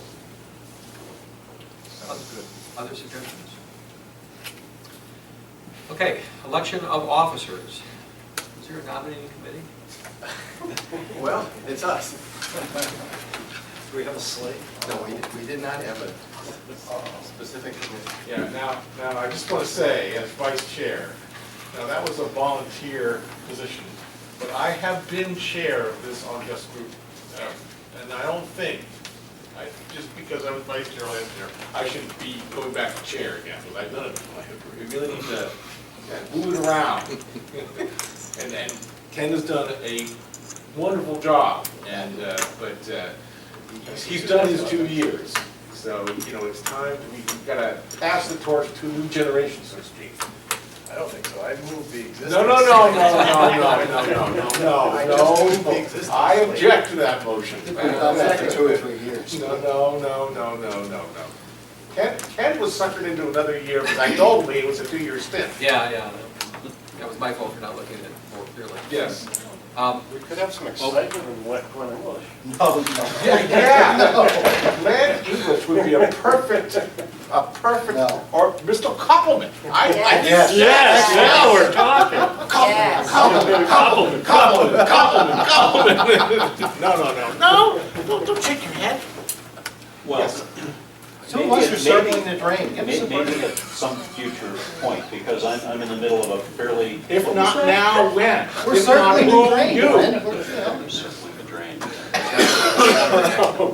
So, Some of us individually are doing that, but Glenn, would you be willing to consider?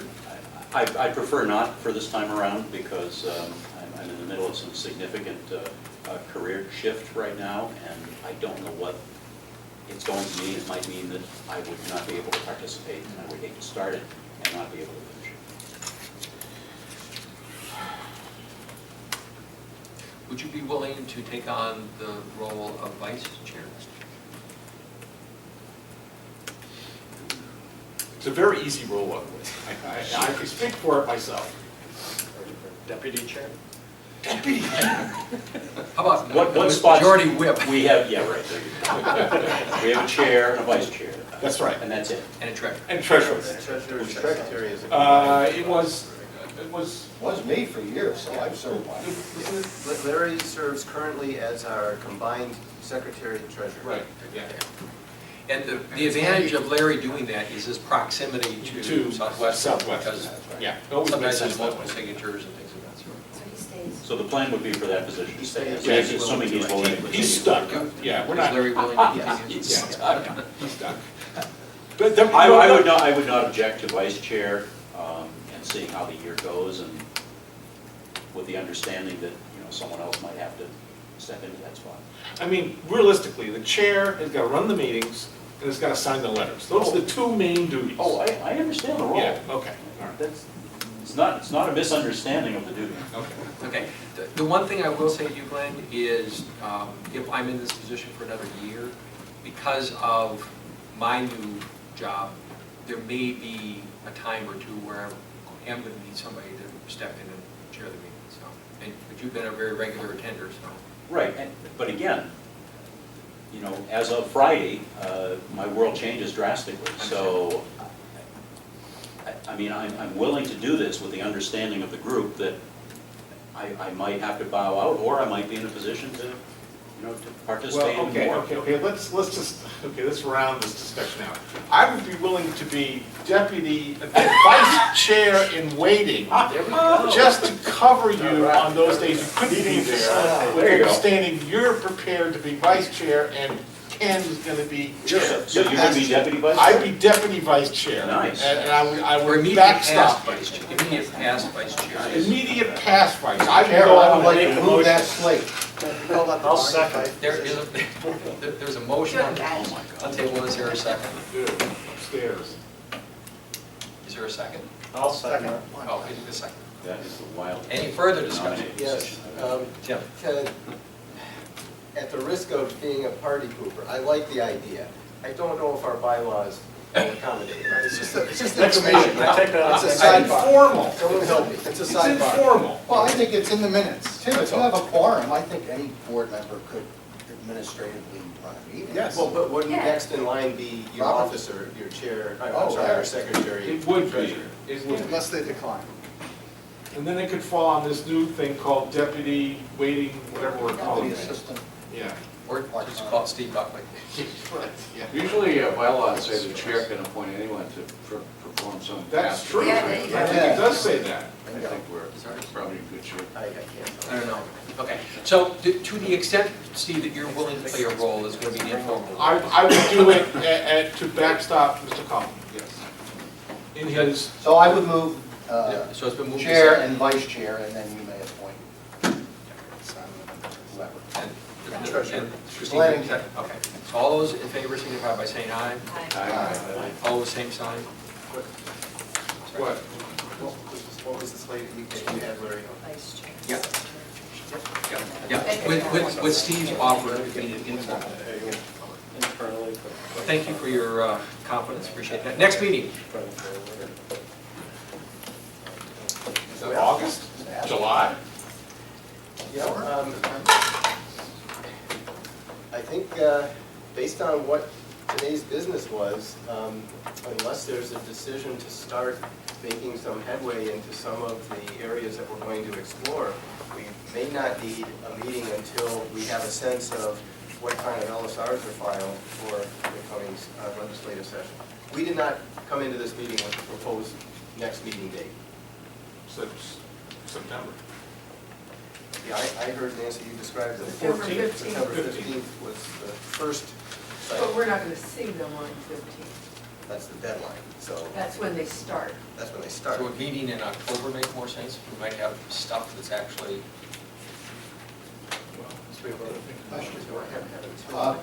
Being that the annual commissioners meeting is still in the budget, were you anticipating, is there a date for that? Yes.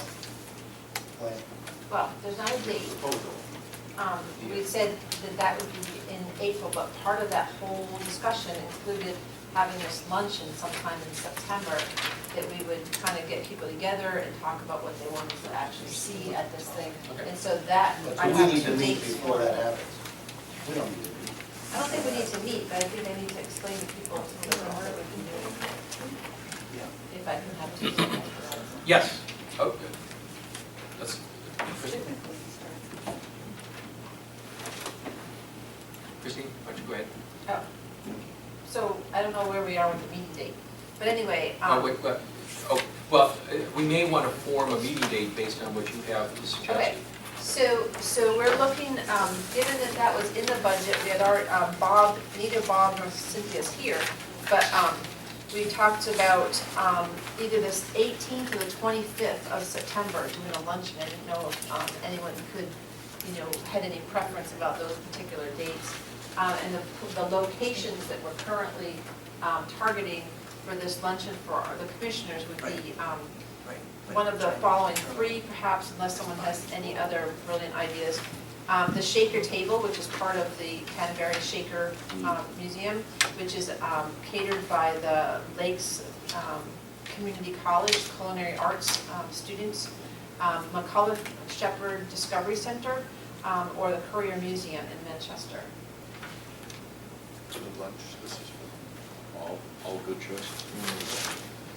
And the purpose of the lunch would be, what do Number you one want is to say thank you to our commissioners, but number two, to get out of that, as part of that, is a discussion about how, to kind of get everybody on the same page and make sure that we're delivering in April or May when we have the commissioners' annual gathering, that it's productive and that we're getting out of it what they want to get out of it. So we'll have a discussion about what that would be and how it would flow and what would happen and everything else. Okay, so this would not be a meeting per se. I mean, it wouldn't be a meeting of this group.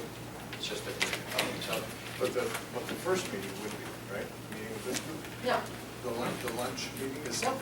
all commissioners? all commissioners, for anybody who's in. anybody who wants to come. So we would send out invitations to all commissioners. We would need lists of everybody. So that would not that wouldn't drive when we have our next meeting. No, So- I don't think so. So people have been informed, yes. Something that will potentially drive the meeting, depending on how the group wants to be involved, is, so we're going to run a RFP process for legislative consulting services. We need to do that every so many years, and so this is the year to do that. And so when we narrow the field and come up with a selection, we may need to use this group or a subset of this group, whether it's the executive committee, which I believe is, I'm saying this right, Becky, but the officers, but depends on how the group wants to. September would be a time frame for that to be an agenda item. Certainly by September, yeah, if not sooner. Okay, well, you want to do this in August then? Is that in August? Well, may I suggest that the Legislative Policy Committee, which has ended up, as far as I know, with David Priest, I know I was on that group this year, would be the appropriate body to carry a recommendation to some group who would approve, unless you just want to do it directly. I mean, are you thinking that you're going to have the executive committee of this group make a decision, or are you going to bring it back to the whole group again? We can do either. What have we done in the past? I don't remember. We have had a legislative policy committee that had very clear standing. I don't believe our current legislative policy committee is I'll say it this way. I think our current LPC is somewhat informal. Okay, so it seems to me this decision about the RFP is going to be the possibility that there's likely to be discussion, a repeat of the discussion we had today. How much legislative do we want, and do we want more, publicity kind of related? And that's going to seem to be something that this group as a whole would want to, participate in. I don't know if that's a good idea to just say Ken and the treasurer, secretary, and Glenn can get together and say. I'm comfortable with that, actually. You are comfortable? Yes, absolutely. Oh, I was expressing an uncomfortableness. Okay. Well, there we go. You can even do that telephonically. Okay, Well, but I mean, Or no. No, I mean, we consider ourselves a quasi-public group, so we want to make sure that. I mean, we were in the middle of sort of providing that guidance just now, Yeah. a few minutes ago. And, to the extent that you have that, then we would hope that you would use it to form the scope. Okay, so I'm comfortable with that. However, if there's a feeling that people want to be a part of that decision process, then we should have a meeting probably in early I'm not, I'll withdraw my uncomfortableness, Okay, wait. go along with the Christine approach that is. Well, let's clarify, there's two separate issues. One is, do you as a group want to put your stamp of approval on the RFP document itself? Our staff. Okay, then the second question is, who do you want, how do you want the decision made, assuming we have more than one respondent? And do you want to do that as a group, or do you want to delegate that to? I want to delegate that to Ken and Mr. Compliment and Tim. And would our secretary? Yes, and Secretary Treasurer too. Great. Anybody have any concerns about that? So we won't see will the RFP be sent, we'll see the RFP? Oh, yeah.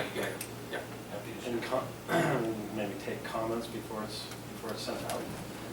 Or no, we can't do that, like over through mail? Would that constitute a meeting? I don't know if we can do that or if we need a meeting. And we have to have the meeting in August, is that what, I think that's the, seems to be the problem. I think it depends on how much this board feels the need to be part of the decision-making process. If it does, then I think we need to be meeting in August. Otherwise, I think we can be meeting in September and be okay.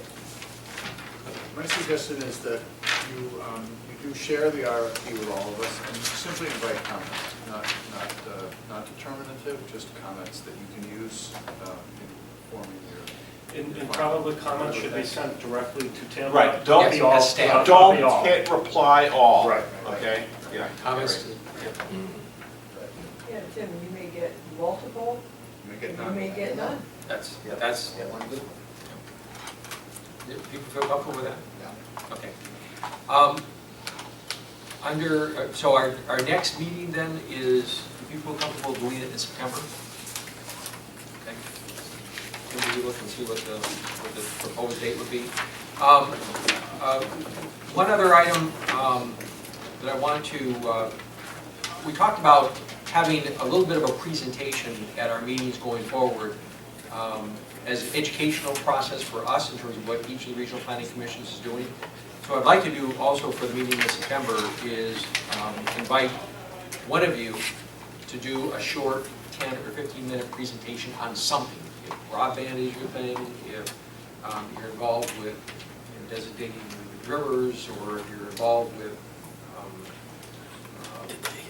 broadband or whatever, but just as an opportunity to educate the rest of us. Is anybody to be willing to volunteer to do a short presentation to the group at our meeting in September? Yeah, Christine, you wrong? No, Oh, I can do that for RPC. okay. And do you know now what your topic would be, or do you want to get with us and let us know? Probably coastal adaptation, sea level rise. I mean, that's kind of something that we do that's Okay. different. So if you'd be willing to do that, again, relatively short and sweet, 10 or 15 minutes or so. Other than that, Peter and I can talk 20 minutes on the advantages of travel by rail. Hey, listen, maybe there's something for the future. Okay. Can it only be 20 minutes? Yeah. We have a- If Mondays, we've been in the pattern of meeting Monday afternoons. I'm looking at September 8th. that sound okay to folks? Don't you want to wait until you have the first line of legislation? Not for that day. That's a pretty important, no, it's not the whole day, but you should have it if that's a good day for the day. How about, do we need to decide right now, or can we send out we can do one of these little informal things where people can respond? Survey monkey. Survey monkey, I think, yeah. Okay. There's some reason we couldn't meet before or after the commissioner luncheon. It's we're all gonna be gathered there probably anyway. What day is that? Well, I think Chris, again, I was asking if anyone had any large conflicts with the 18th or the 25th. Well, I'm just, totally unrelated, the NHMA has a finance and budget seminar that probably focused mainly on budget committee and finance people, so that, I don't think that's it. When? Those 2 days. those 2 days. Those exact 2 days, Oh, really? yes. The 18th works better for me personally. Okay, my only concern about scheduling a meeting after another gathering is the time is indeterminate and it's going to be at not necessarily a publicly accessible space, so we probably are. Okay, but if we are going to put out a poll to determine the next meeting, can we deviate beyond Mondays? Are there other days of the week that might be attractive?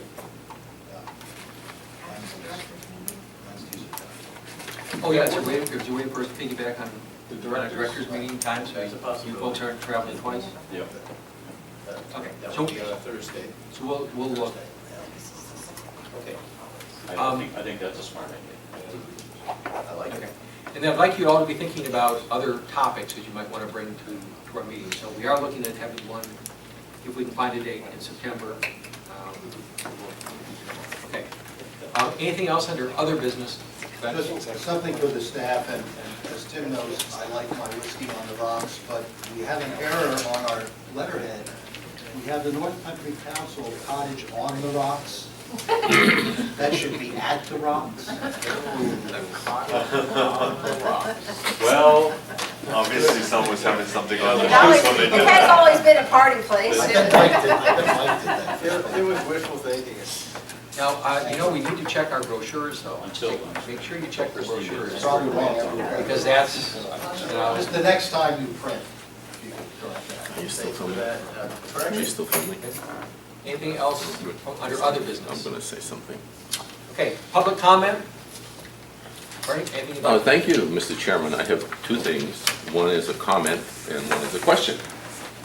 First, it's RPC commissioners with attitudes and behaviors like those of Commissioner Buckley that help put sand in the gears of New Hampshire regional planning. It makes regional planning come across like a 19th century bureaucracy as opposed to a 21st century operation. Thank you for your work, Commissioner Buckley. Now the question. My question was about the budget. And of course, I had a procedural question, not a substantive question, because I wanted to know whether you wanted to hear the question during that discussion or later. And I didn't get a ruling on that. However, the question is does the annual dues money that flows from the RPCs into this group consist entirely of public funds, taxpayer money, or Chinese money? Public funds. Each individual regional planning commission has their own budget, so I would say that you would need to talk to each individual regional planning commission. Most planning commissions have a variety of sources of income. Is it likely that the predominant source of funds for all New Hampshire regional planning commissions is public funding from some source? Local, state, federal, borrowed, whatever? If I had to guess, I would say yes. Okay. But again, each individual entity, you need to talk with them specifically or look at their budget to see.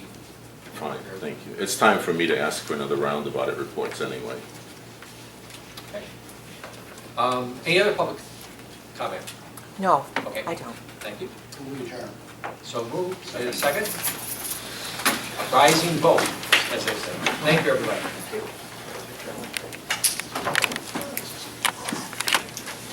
Not for that day. That's a pretty important, no, it's not the whole day, but, you should have it if that's a good day for good days. How Might not be a about, good day. do we need to decide right now, or can we send out we can do one of these little informal things where people can respond? Survey monkey. Sure, we will, I think, yeah, okay. There's some reason we couldn't meet before or after the commissioner luncheon. Since we're all gonna be gathered there probably anyway. What day is that?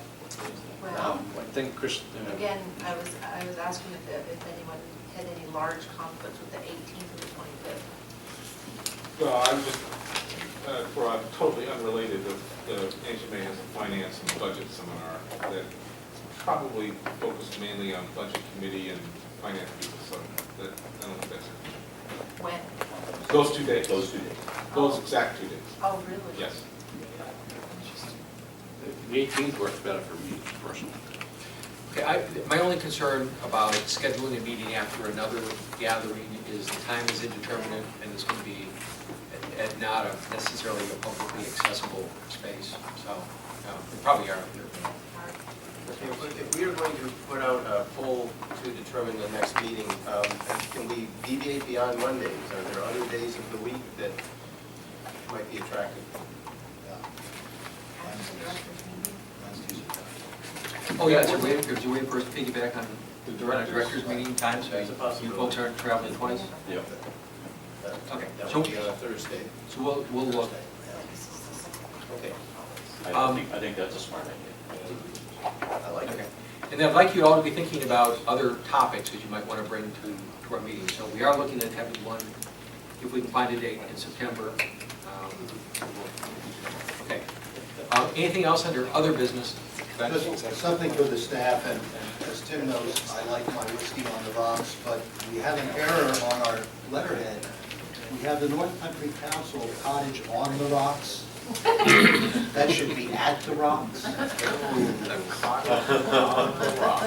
Well, obviously someone's having something on the It house. has always been a party place. I've been liked it, I've been liked it. It was wishful thinking.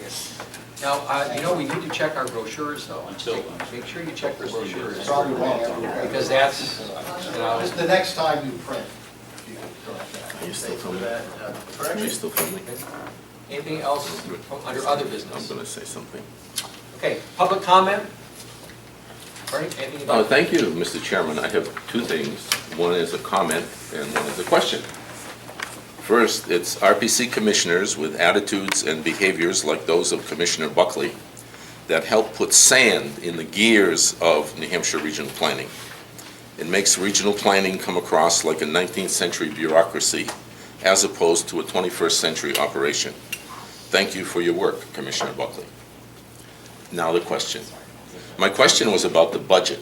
And of course, I had a procedural question, not a substantive question, because I wanted to know whether you wanted to hear the question during that discussion or later. And I didn't get a ruling on that. However, the question is does the annual dues money that flows from the RPCs into this group consist entirely of public funds, taxpayer money, or Chinese money? No, public funds. Each individual regional planning commission has their own budget, so I would say that you would need to talk to each individual Okay. regional planning commission. Most planning commissions have a variety of sources of income. Probably- Is it likely that the predominant source of funds for all New Hampshire regional planning commissions is public funding from some source? Local, state, federal, borrowed, whatever. If I had to guess, I would say yes, Okay. but again, each individual entity, you need to talk with them specifically, or look at their budget to see. Fine, thank you. It's time for me to ask for another round of audit reports anyway. Okay. Any other public comment? No, Okay. I don't. Thank you. We adjourn. So moved. Say a second. A rising vote, as they say. Thank you, everybody.